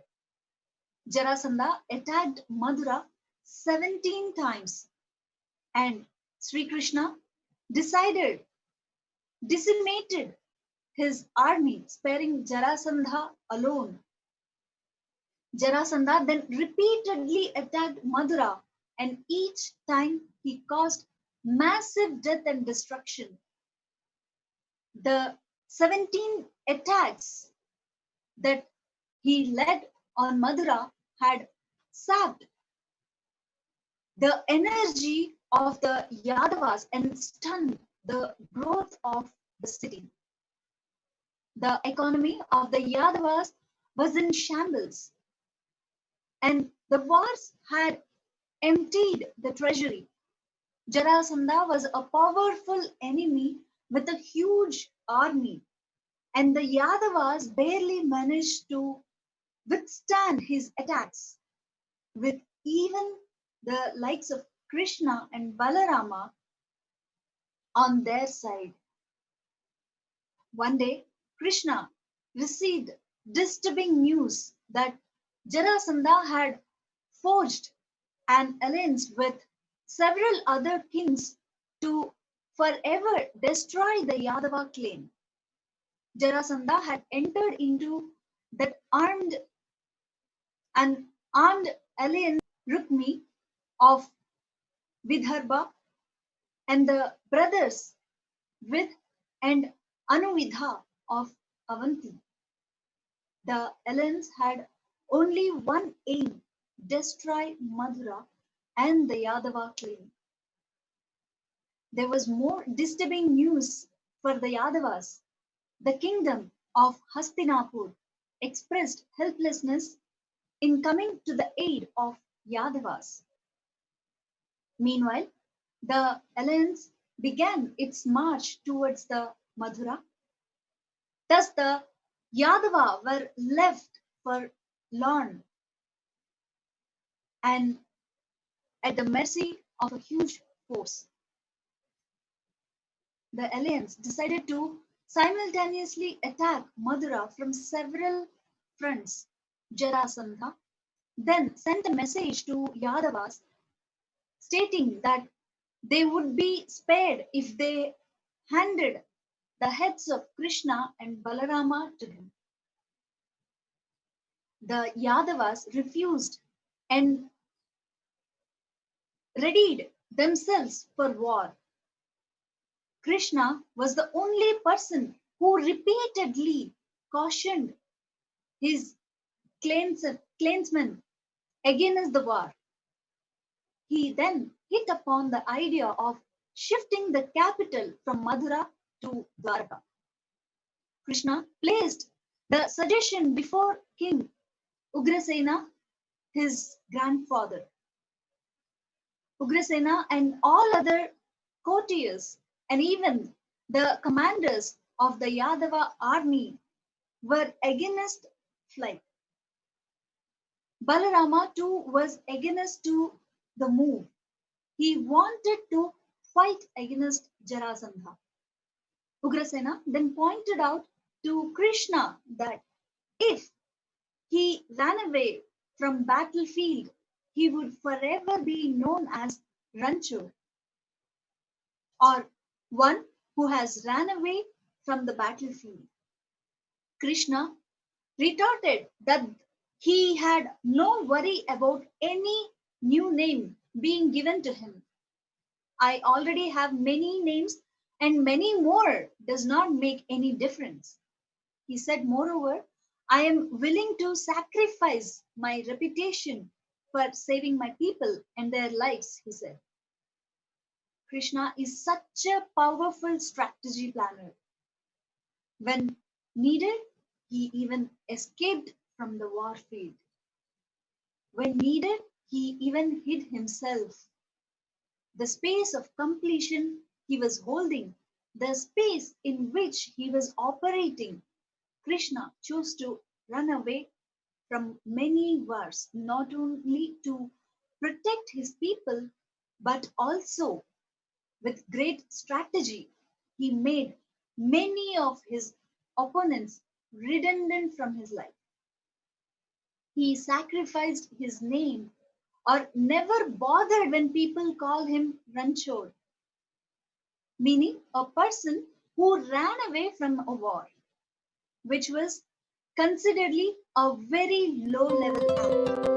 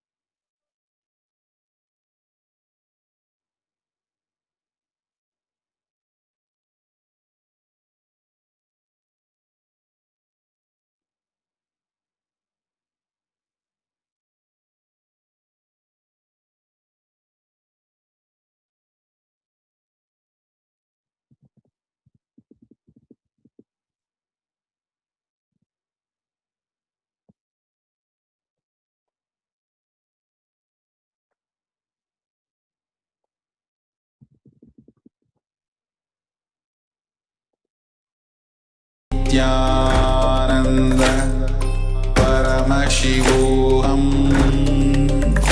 Om Nithyananda.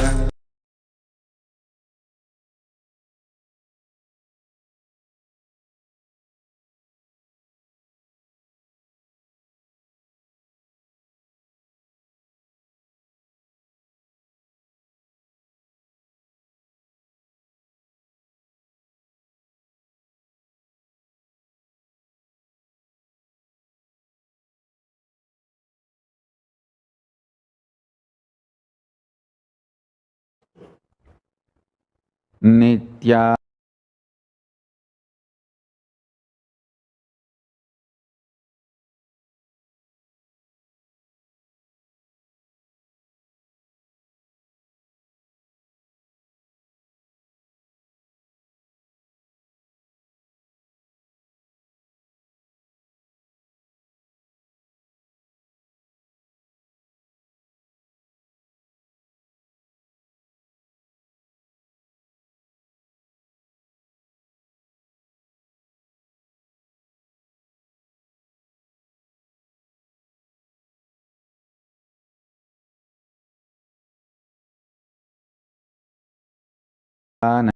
Nande.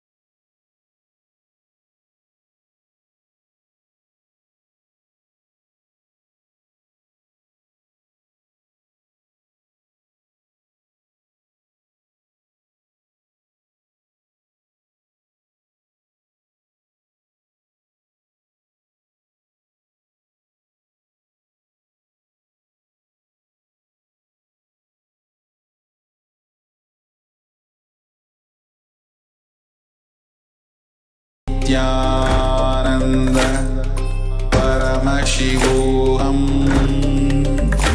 Om Nithyananda Paramashivoham.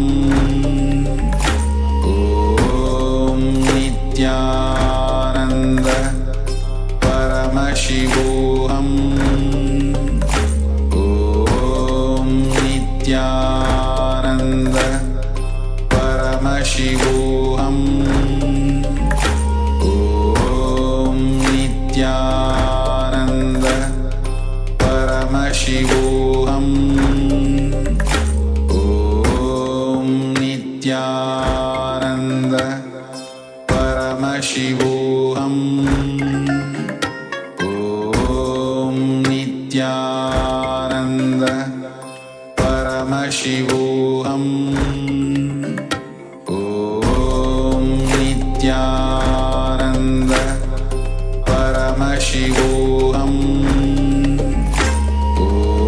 Om Nithyananda Paramashivoham. Om Nithyananda Paramashivoham. Om Nithyananda Paramashivoham. Om Nithyananda Paramashivoham. Om Nithyananda Paramashivoham. Om Nithyananda Paramashivoham. Om Nithyananda Paramashivoham. Om Nithyananda Paramashivoham. Om Nithyananda Paramashivoham. Om Nithyananda Paramashivoham. Om Nithyananda Paramashivoham. Om Nithyananda Paramashivoham. Om Nithyananda Paramashivoham. Om Nithyananda Paramashivoham. Om Nithyananda Paramashivoham. Om Nithyananda Paramashivoham.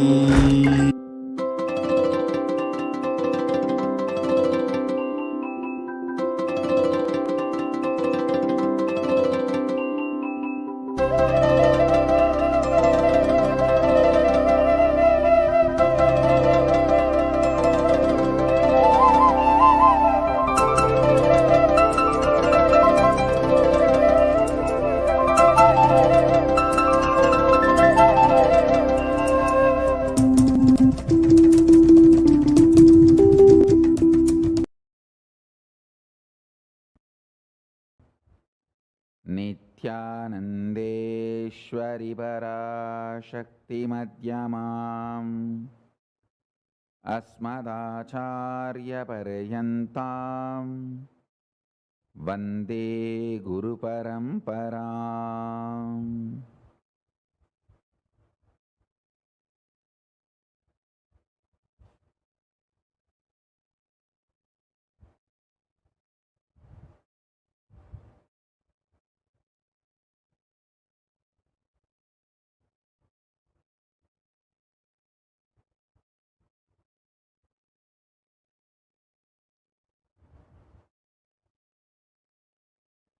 I welcome all of you with my love and respects.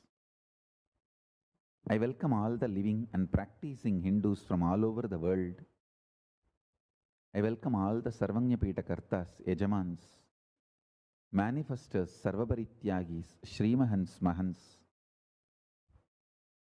Kotari, Tanedar, visitors, viewers, Kayakalpa Yoga participants, Kailasas, E-Gurukul students, everyone sitting with us, Kailasas, NHU students, Paramashiva Ganas, Paramashivoham Season 9 participants,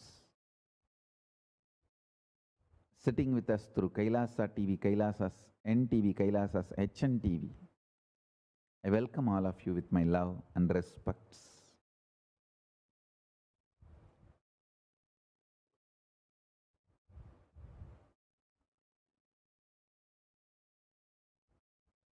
Already the Krishna Janmashtami has started.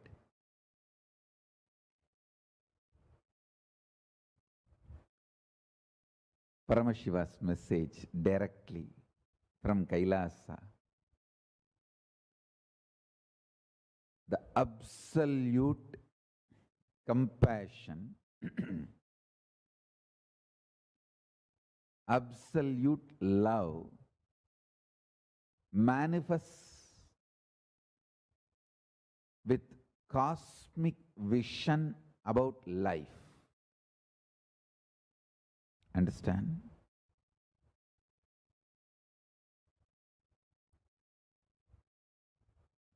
Already Krishna Jayanti has started cosmically. Even though we will be celebrating it tomorrow, as per the country time, I think 11th, 11th August in India. we will be celebrating.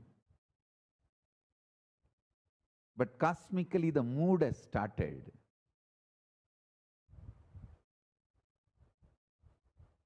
I should say that today's message can be understood completely. Listen to this message. If your vision expands, you ooze, radiate absolute compassion, absolute love, which is power.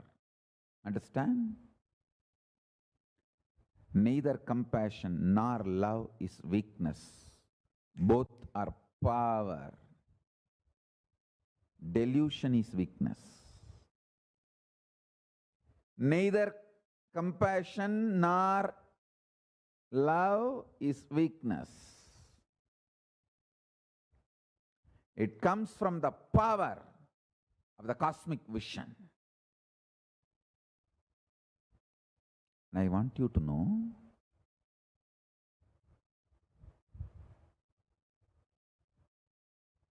whenever you manifest powers, suddenly your being becomes matured. And it starts radiating more and more love and compassion. I have always seen very good power manifestors are absolute non-violent. They just feel everything related to violence is irrelevant. Hey, I am telling you,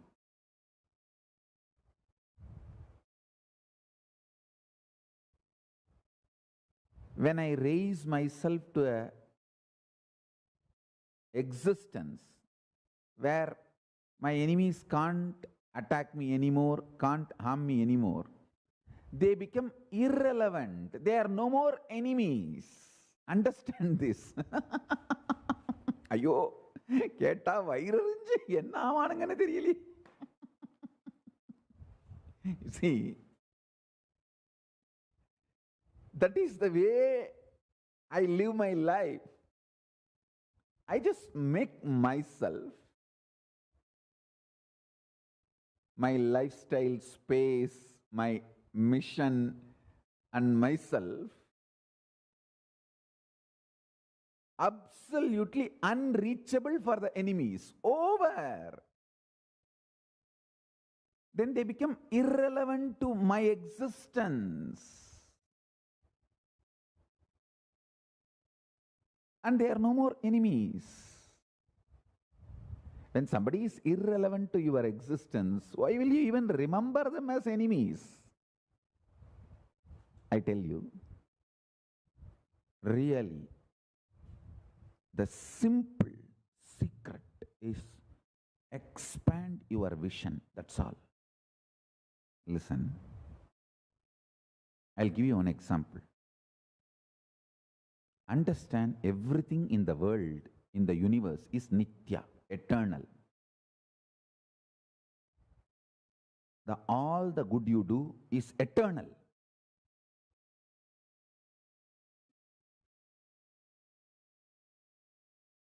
It comes with you forever. Same way, all the bad you do comes with you forever. The secret to drop the sufferings from the bad is dropping that pattern. See, if you decide to drop that pattern due to which you do bad things, all the bad things you did in the past, all of them lose power over you, they just die. They just die. All the bad karma just disappears, gets burnt. The moment you burn the pattern, karma is also burnt. Same way, at one point in your life, you need to burn even good things. If you do dana of the good things, it gets burnt.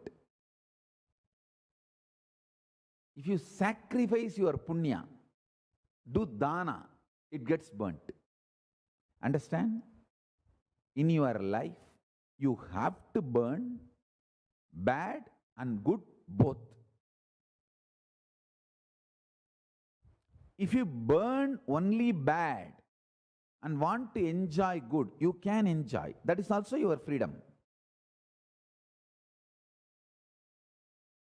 Watch today's satsang 3-4 times, because I am going to reveal many of the cosmic vision, the reality of life. First thing, everything is Nithya, eternal. If you cherish enmity, anger, violence, do some actions because you have an upper hand, don't think you can escape from it. Be very clear, good and bad both are Nithya, eternal. You can get rid of bad. Bad can be burnt if you burn that pattern due to which you cause bad things. You can get rid of good when you want to get rid by simply doing dana of that good. Like how Karna gave all his punya to Krishna.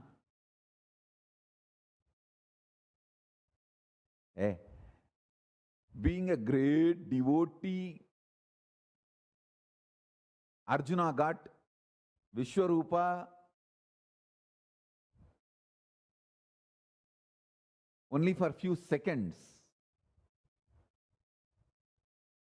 Karna had Vishwarupa Darshana, and in that space he was given liberation. Karna moksha is not an ordinary joke, I tell you.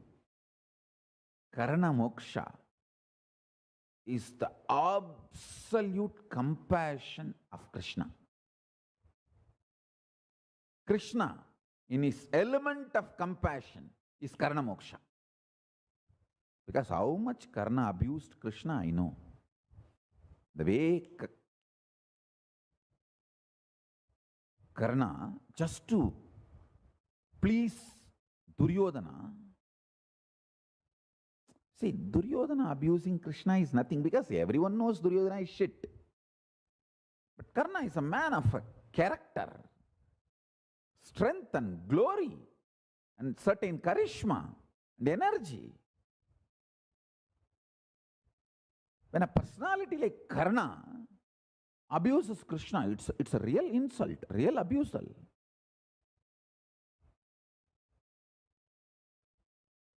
But Krishna using his personal quota. See, each incarnation has their own personal quota. They have a veto power to give liberation to any kind of persons, any kind of being.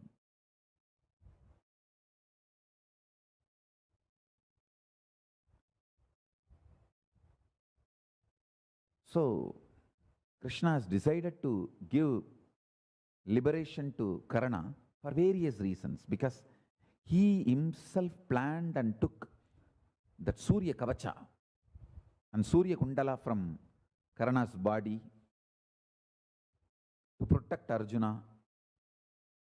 So he decided that let me liberate, let me give at least moksha. One beautiful thing with Karna,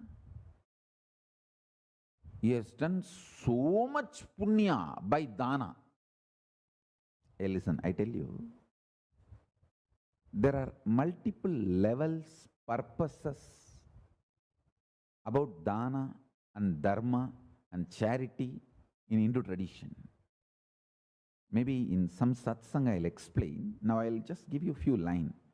See, there are some kind of charities done to keep the concept and value of currency alive. See, If you make people feel currency is not reachable at all, it's very difficult to get it, currency will lose its value. Understand? If too much of currency is available, it will lose its value. Like you will have to carry $1 billion for your petrol bunk. There are some countries where $1 billion bills have come, $1 million bills have come, but no value. If too much is available, it will not have value.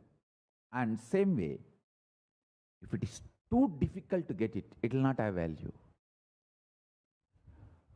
To keep the greed of the common man on currency alive, but not to make too much available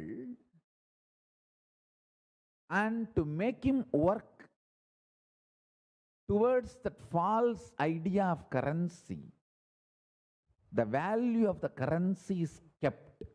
For that, the actions done is called dharma. Listen, in yaga yajnas, large yagas, kings will do this charity. Whoever comes, they are given. That is actually the way of keeping the currency's value alive.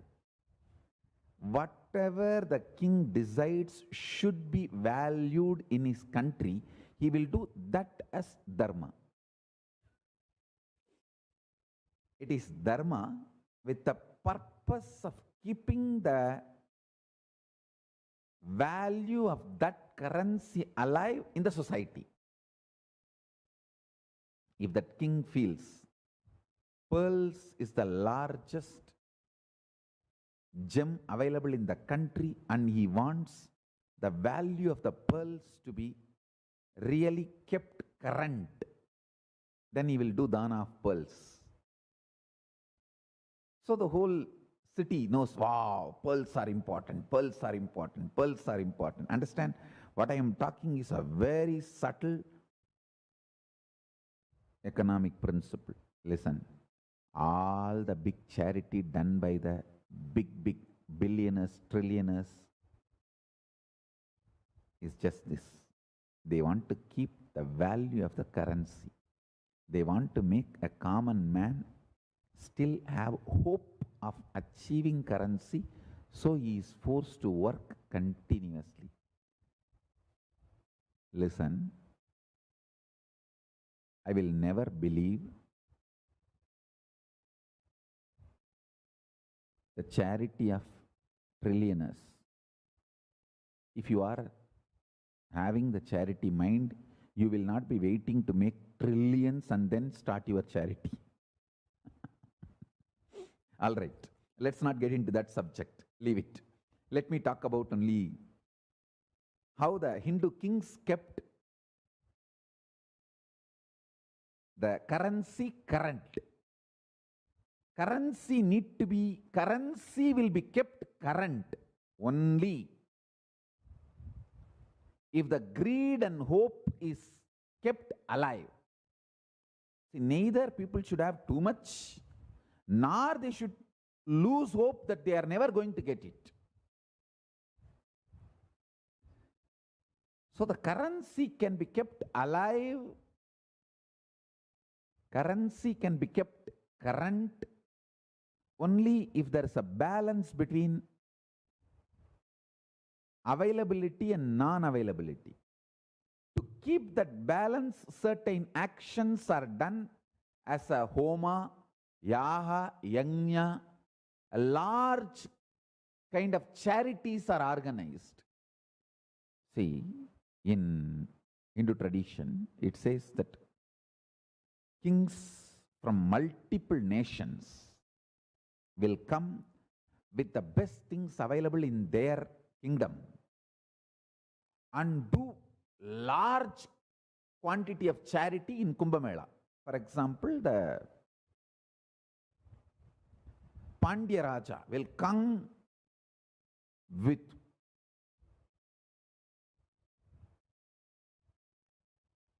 like huge quantity of pearls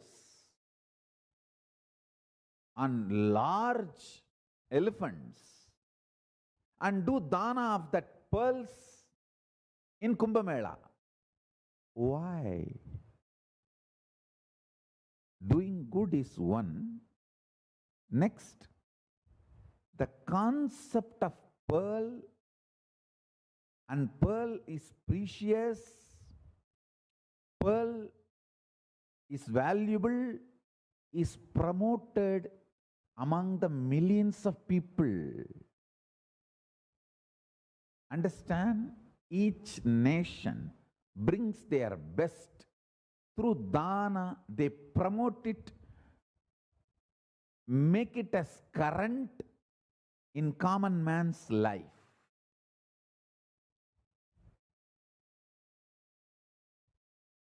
Same way only the diamond. All the precious gems are kept alive and current. Chola Raja will go with large varieties and different kinds of rice. And not only give food, give charity of the grains also. Pallavas will go with large, various quality and quantity of silk dress and establish their brand. Understand?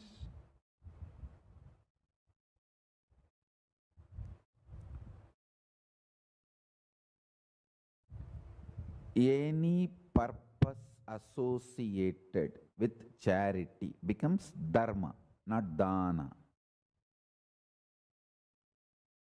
No purpose associated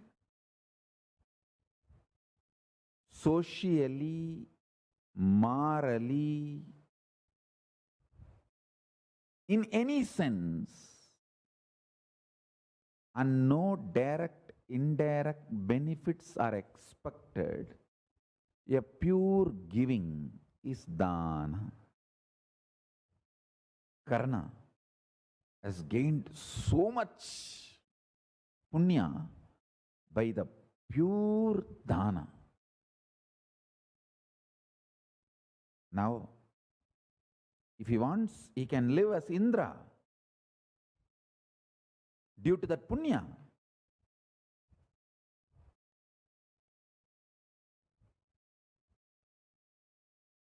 But Krishna knows liberation, enlightenment, moksha is much more than living as Indra. And he goes and stands in front of Karna. Last moment. And asks Karna, give me all the punya you have earned. Please understand, Karna knows it is Krishna, not some ordinary Brahmana. He knows it is Krishna. Read Mahabharata. When Karna gives dana, that whole statement clearly shows Karna knows it is Krishna. I tell you, listen. Anybody who knows Sanskrit and English both can make out in my being, this whole satsang is going on in Sanskrit, I am translating in English. The structure of the statement I am making, the structure of the statements I am making, the sandhi samasa connections, and the places where I am connecting the statements and ideas, places where I am leaving it without connecting them, assuming you will connect and understand, this whole flow If you know Sanskrit and English, you can simply make out, I am thinking in Sanskrit and speaking in English. Actually, I am not thinking. It is getting downloaded. That's the truth. It is getting mapped in Sanskrit and getting translated into English. You just see, read the transcript of my satsang or listen intensely the way I structure the statements.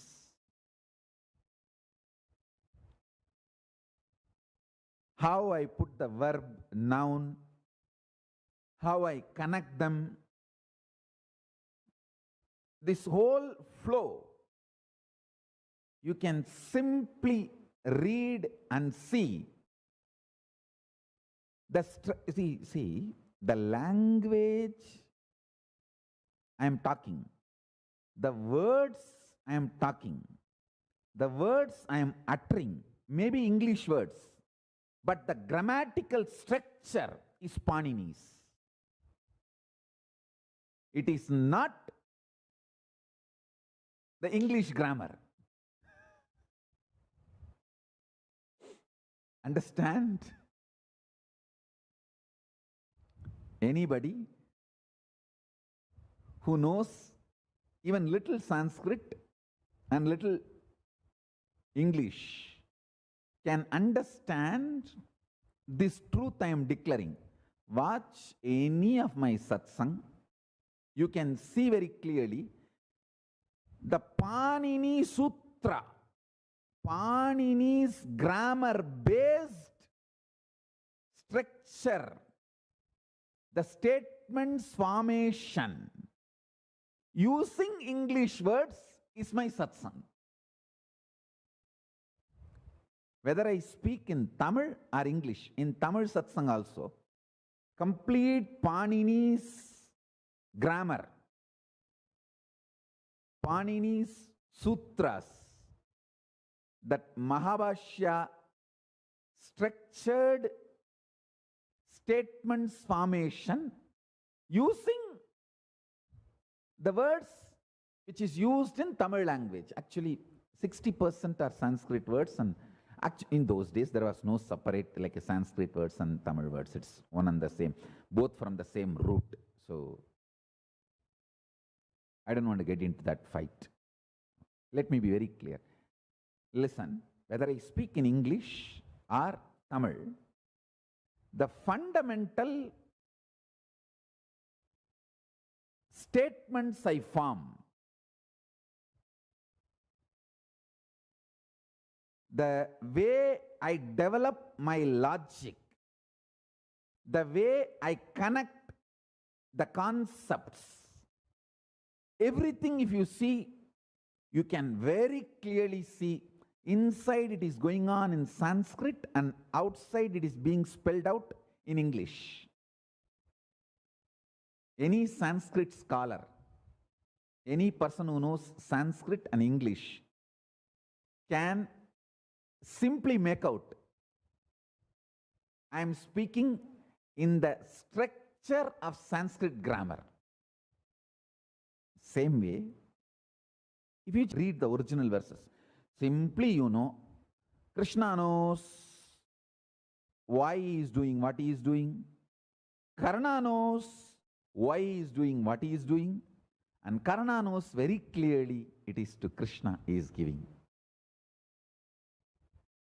I want you to internalize this one thing very deeply.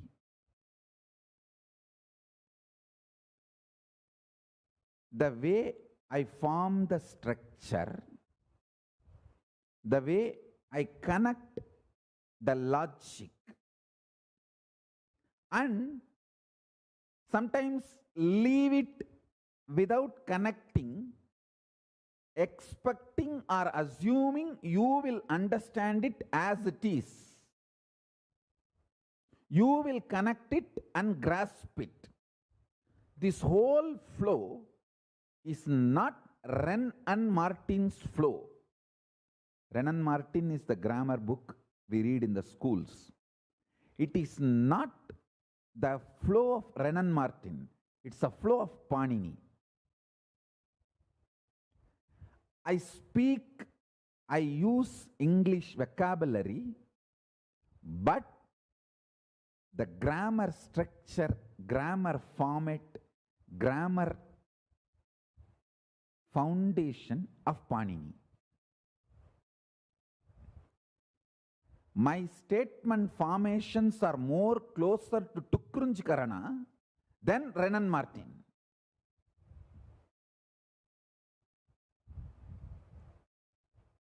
Understand? And I tell you, if you are listening to Satsang regularly, already your brain has started mastering the foundation of Sanskrit structure, Sanskrit grammar, and statement formation in Sanskrit. See, the way the nouns, verbs, other components of the statements connected, and the concept or the truth or the idea is conveyed, is very profound in Panini.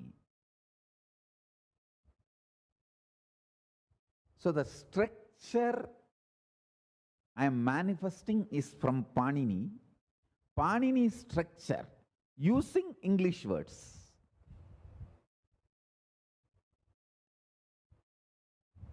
That is why all my satsangs, digital translation, translating based on computer will be too easy. And the accuracy will be very, very, very high, because what computer does is my brain is doing. See, computer uses the foundation of the Sanskrit grammar and uses the vocabulary from various languages, because the foundation structure of the Sanskrit grammar is the most beautiful, strong, powerful infrastructure. See, think in Sanskrit, you will never fall into depression because your mind can't be broken. You need to know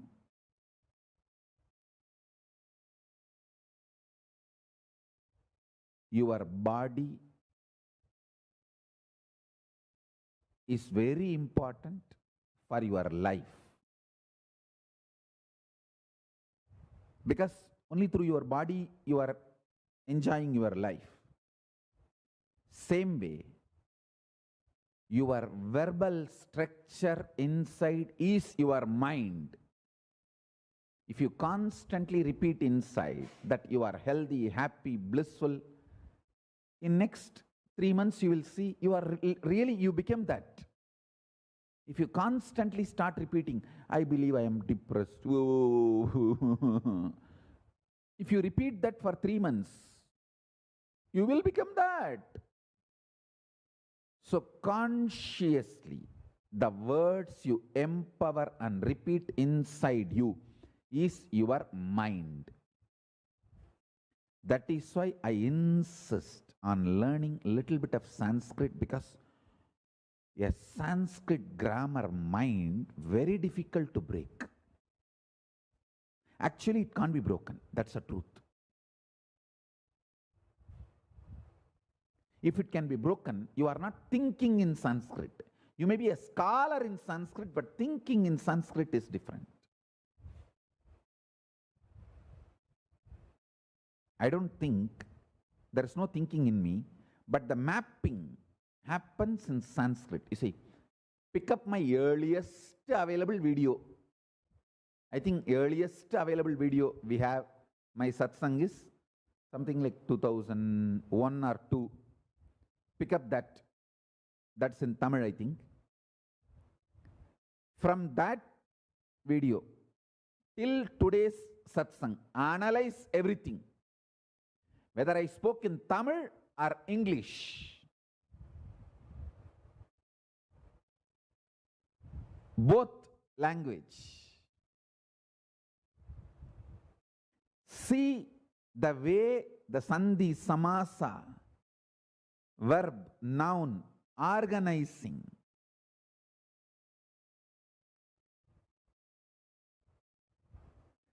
The way I repeat, insist, connect few things again and again, and the way I leave it unconnected or without connecting, without being bothered to connect it, some concepts, ideas, words, everything if you see, absolutely, it flows with Panini.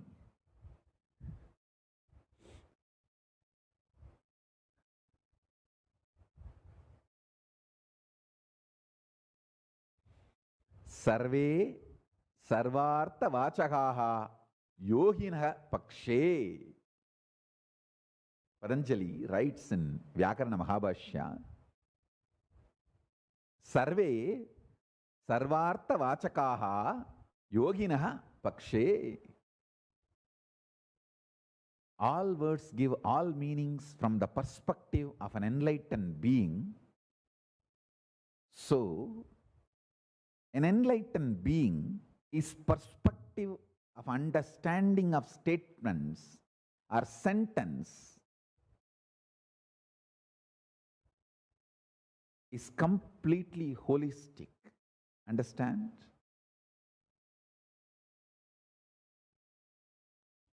Maybe some of my disciples who know Sanskrit and English, you guys can do the analysis of the statement I am making. All the statements I form and present will be Sanskrit grammar based, structure based. That is why if you feed my English satsang and translate it into Portuguese or French, the translation will be very accurate. Then anybody else's Sanskrit, take somebody else's English talks, feed them into computer and translate them digitally. The translations authenticity, and feed my satsangs into computer and translate them digitally.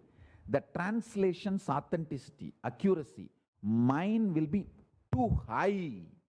The reason is computers themselves are programmed to follow the structure base of Panini, because that seems to be the most perfect, comprehensive, best possible structure for translation into any language in the world.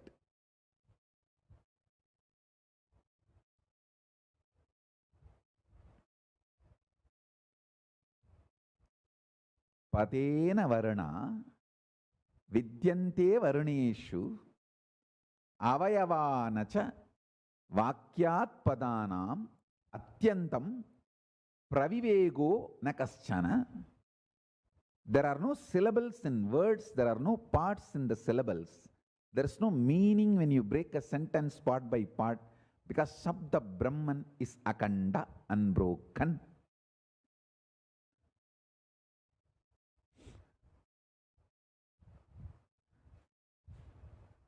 This is from Vyakarana Siddhanta, Vakyabadiyam. The one who is enlightened, one who has realized Sabda Brahman, for him all words mean everything, as he understands all sentences holistically and holistically. HOLISTICALLY and WHOLLISTICALLY.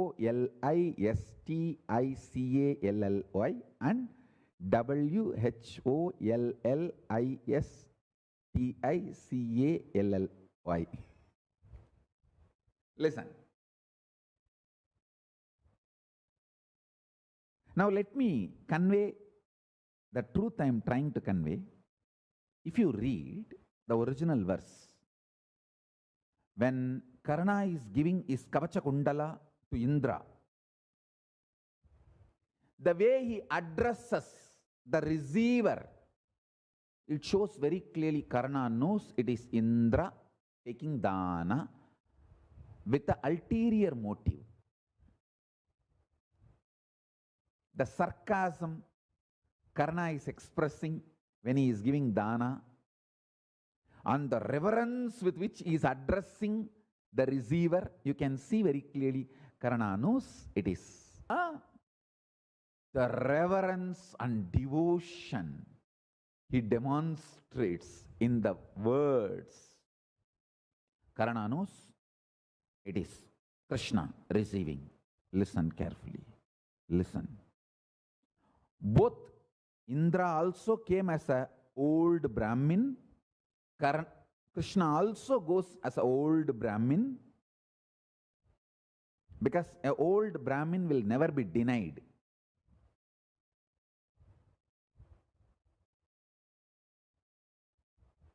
Both come in the same disguise. But if you read the statements of Karna, you will know very clearly he is not getting cheated. He knows to whom he is giving and the side effects and after effects. But giver is a giver, is a giver. Mahadani Karna. I think that Surya's DNA, Surya's quality of giving is in the DNA of Karna.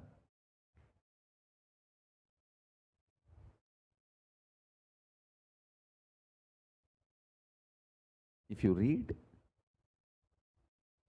the statements Karna uttering when he gives his Kavacha Kundala armor to Indra, and the statements Karna is uttering when he gives his punya to Krishna, you will see very clearly Karna knows what he is doing and to whom he is giving. Anyhow, Krishna receives it and gives liberation. And I tell you, actually I wanted to explain the glory of Krishna, but I ended up in explaining the glory of Karna.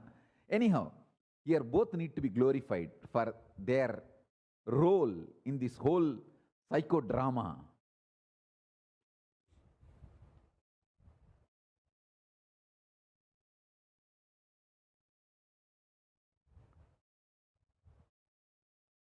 When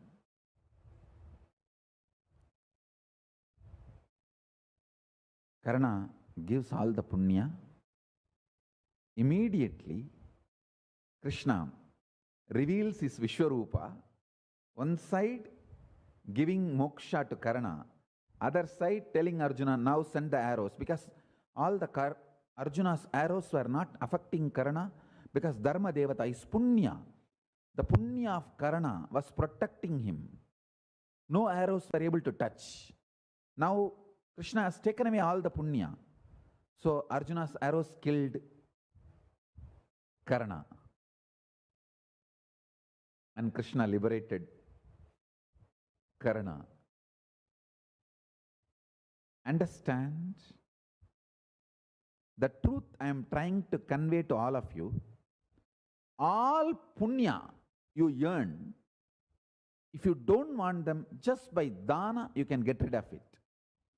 All sins,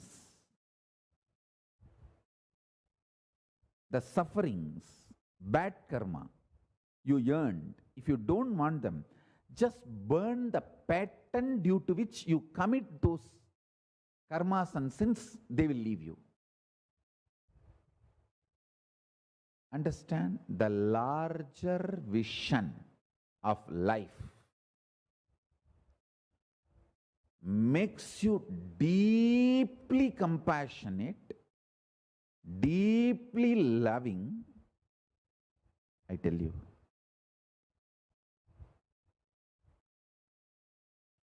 Krishna's sacrifice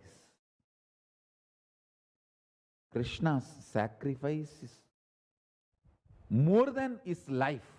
See, many people will sacrifice everything in their life to have to be known as a great person in the history after their death. Even that is a big plan, to be known as a great leader or a great person, great being in the history. வரலாறு முக்கியம் அமைச்சரே. பல மங்குனி பாண்டியர்கள்.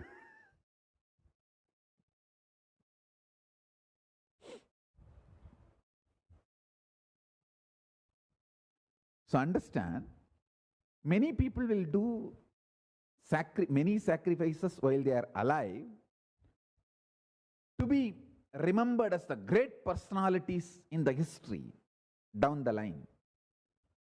But Krishna, knowing forever he will be called as womanizer, he sacrifices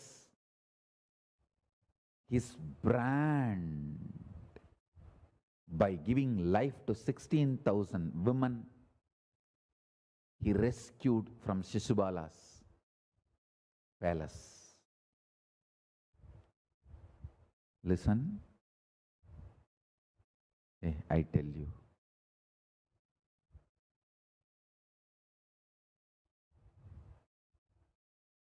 extreme power manifestation like Krishna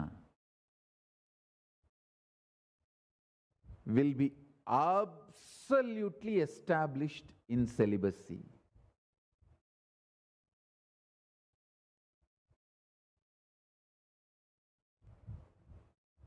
Fools and dash dash dash are those who think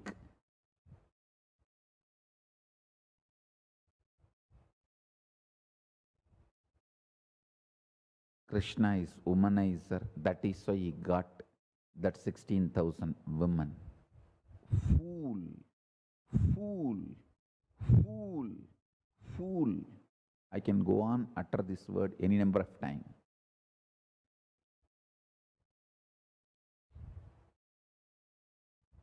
He rescued them.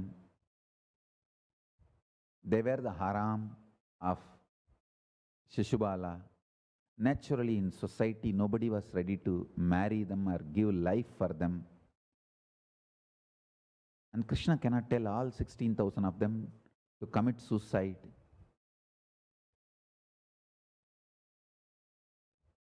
He gives them, don't worry, you are all my patnis, my ardhanginis. What a sacrifice. If this status was going to be gained, even I would have been allowed to be part of that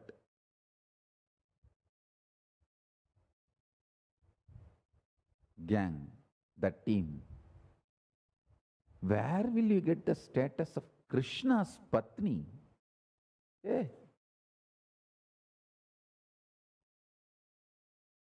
Krishna's Ardhangini.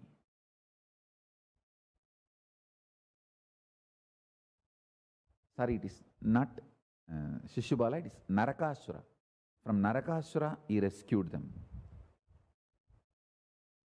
Mahabharata mentions as Narakasura. Factual correction.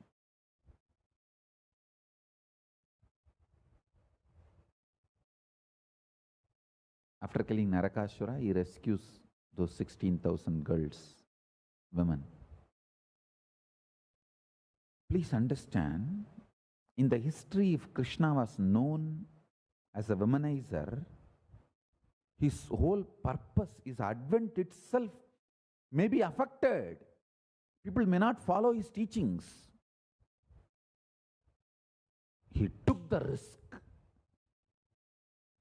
saying, the real people who are seekers, who need to be saved, who are interested in real enlightenment, moksha, will recognize what I am doing is sacrifice, not womanizing. He had the kind of the guts.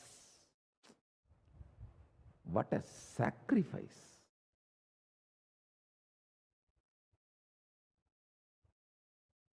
I tell you, if you are a devotee of Krishna, understanding the whole facts and the happenings in and around Krishna, you are liberated.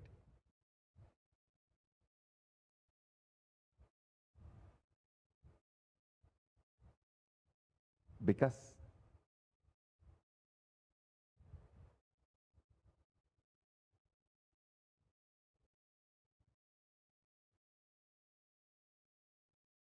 if you know how Krishna operated, why he did what he did, you will know exactly how your consciousness should operate.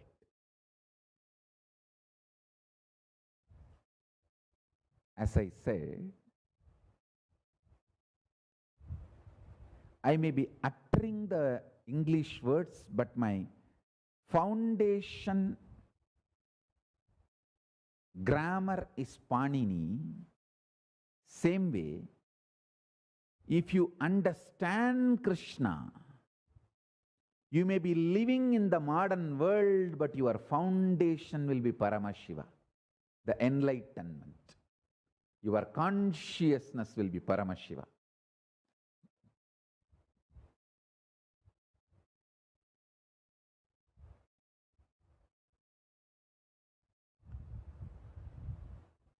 English words are not wrong. Renan Martin is wrong.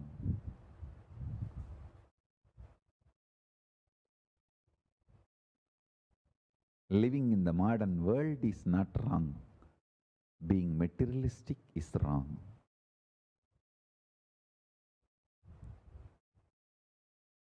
Understand Krishna is absolute sacrifice, love.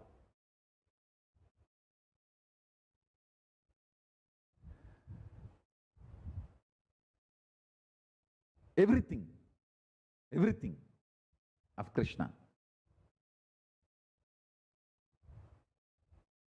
Krishna's life itself is dana, given to this world out of absolute compassion.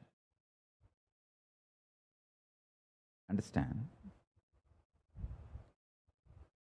The human beings have become so cranky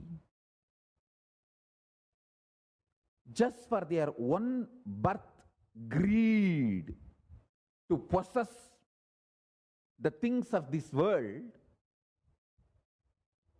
See, they have gone to the extreme. Either I possess or no one possesses. That is the devilish mentality, demonic mentality. And too many demons have evolved with too much of capabilities during that period. That is why Krishna has to create a controlled condition, Kurukshetra, and diffuse all the demonic weapons, demonic people's powers and capabilities. Like how they diffuse the nuclear infrastructure, the atomic infrastructures, the atom bomb infrastructures. Same way, Krishna created the controlled condition called Kurukshetra in his own very breathing space, and it dismantles all of them, diffuses all of them, and saves the whole Srishti.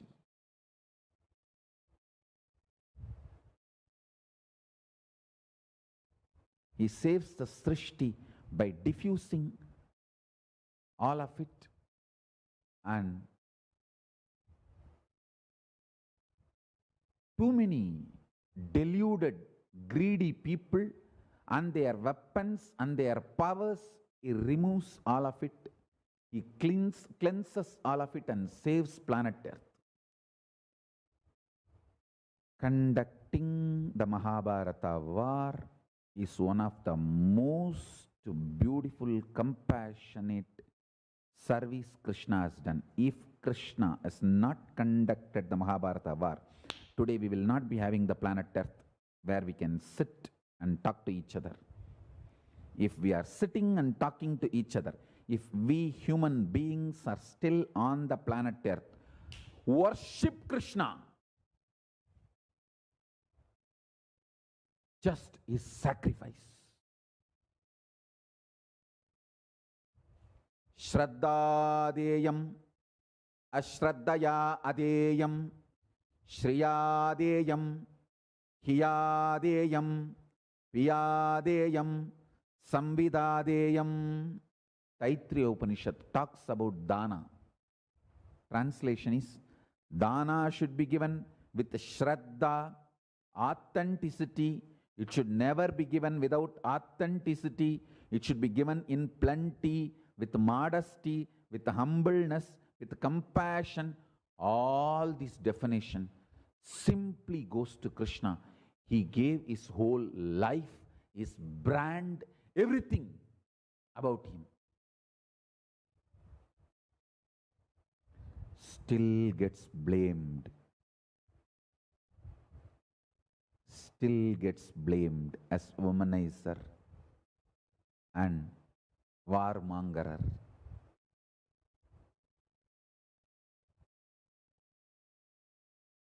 See, when demonic people like either I possess or no one possesses gets weapons, they destroy the whole world.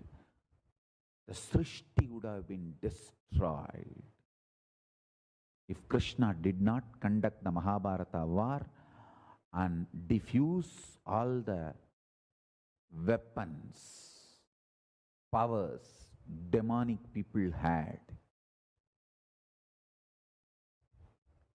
If we are still sitting in planet Earth, just worship Krishna.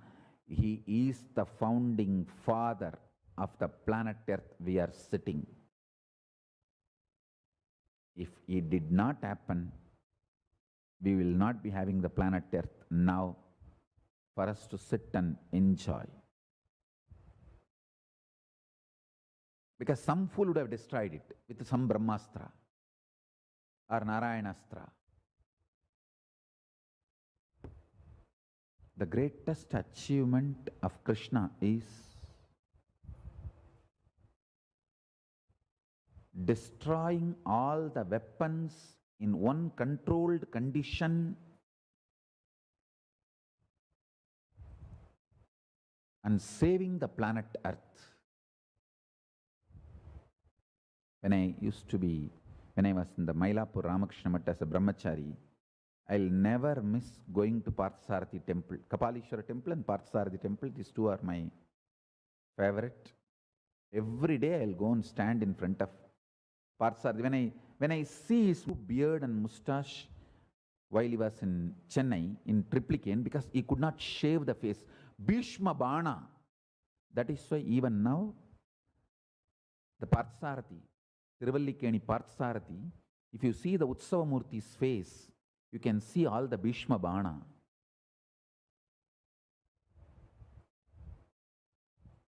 After the war, Krishna came for rest to Chennai.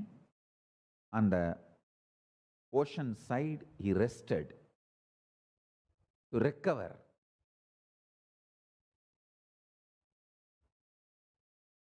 So that is the Triplicane Parthasarathi temple. That's the only temple I think Krishna is with mustache, beard. Because he was recovering from all the wounds. He could not shave. I tell you, whenever I see the Parthasarathis mustache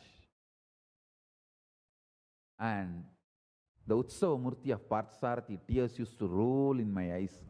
What a compassion. Just you took the arrows and saved the planet Earth. Just to keep the planet Earth alive for all of us. You took everything on your face.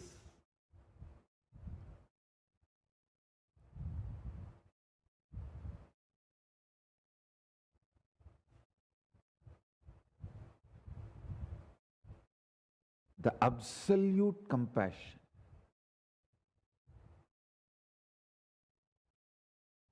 I want to build one temple for Parthasarathi. Any one of our temple, I will install Parthasarathi. In the very farm, he lives in Triplicane. maybe any one of our temple in the beach side, any one of our beachside property, I want to install Parthasarathi. The very farm he is grazing in Triplicane.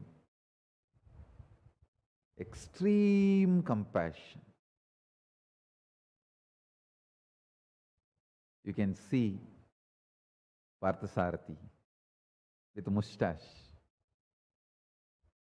Because of the Bhishma Bana, arrows of the Bhishma,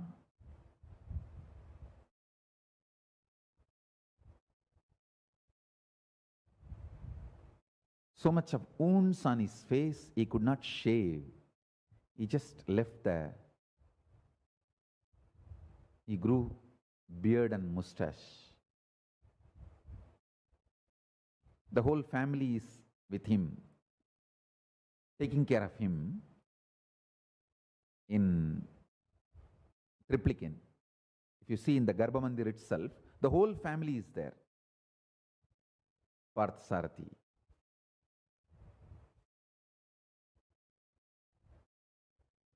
Parthasarathi is symbol of extreme compassion.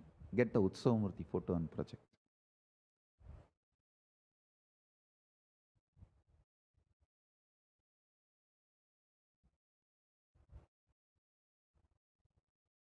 Here you can see Parthasarathi. The original photo of the Utsavamurti of Parthasarathi. You can see in the face all the Bhishma Bana, how it has hurt the face, and almost like a features are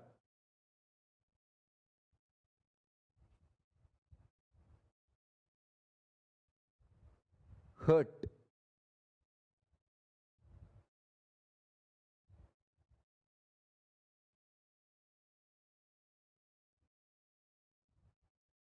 You can see the close-up, the Bhishma Banas, the arrows of Bhishma.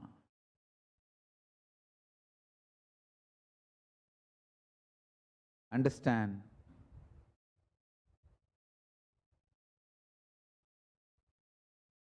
whether the physical arrows of Bhishma, he took it on himself, or verbal abuse of Shishubala, nothing stopped his sacrifice.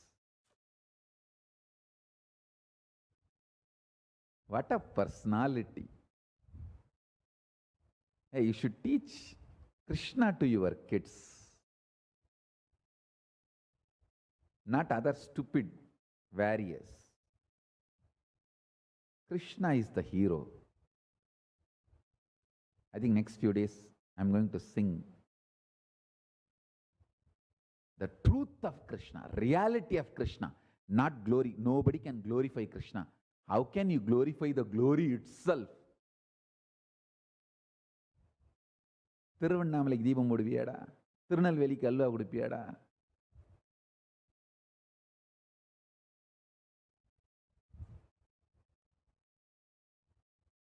You can't glorify the glory itself.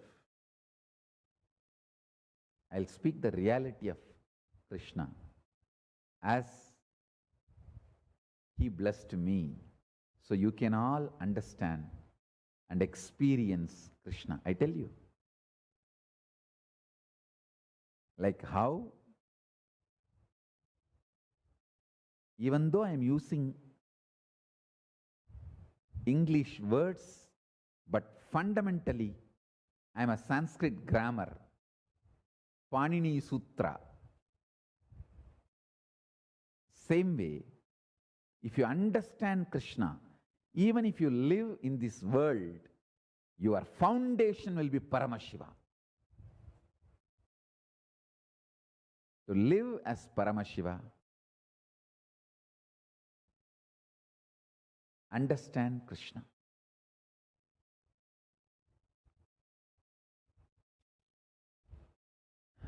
Krishna manifested the state of Paramashiva, space of Paramashiva, powers of Paramashiva, being of Paramashiva, super consciousness of Paramashiva, Kailasa of Paramashiva, absolutely to its ultimate.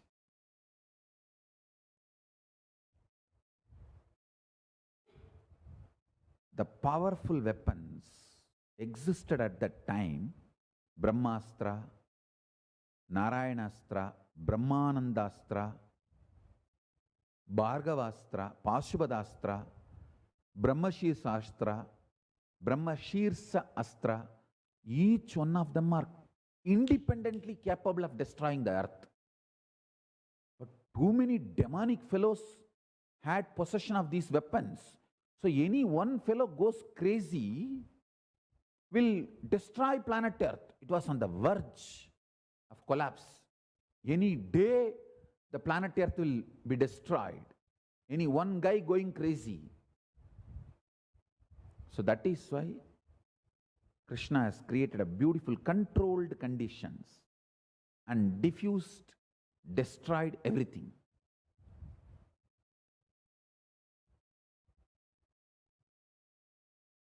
With one Drona getting killed, the reproduction industry of Brahmastra is finished, over.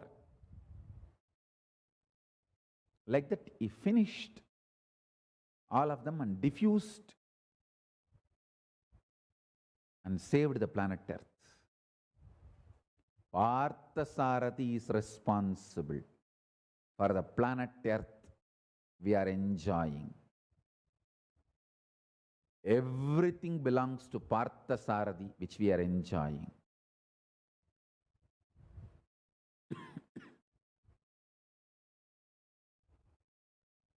Krishna is absolute incarnation of Narayana, who comes down to save the planet Earth, because maintenance is Narayana's responsibility.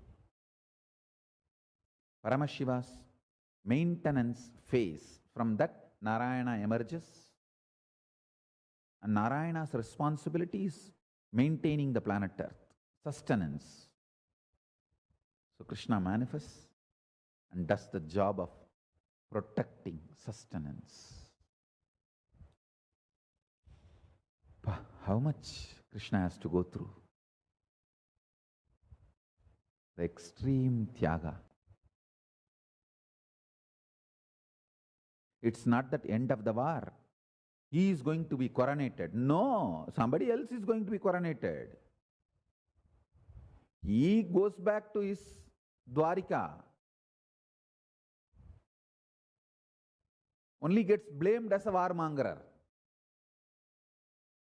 Gets cursed by Gandhari, even to lose his Yadukula.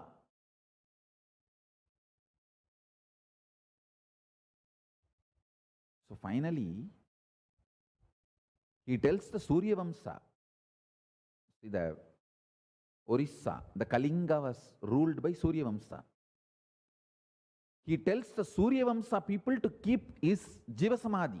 His body was handed over to Puri.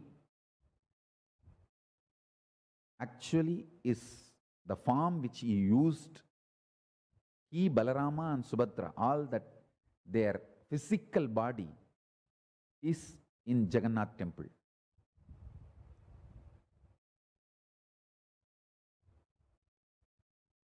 The Jagannath deity represents the physical body used by Krishna, Balarama and Subhadra.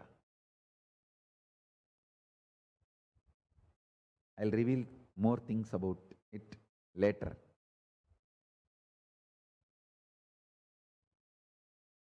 Every way, the Krishna's sacrifice.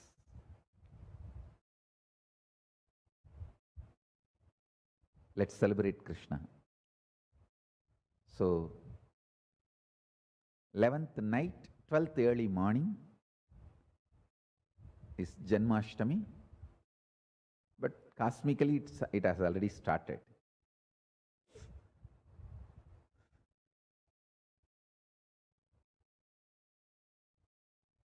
So,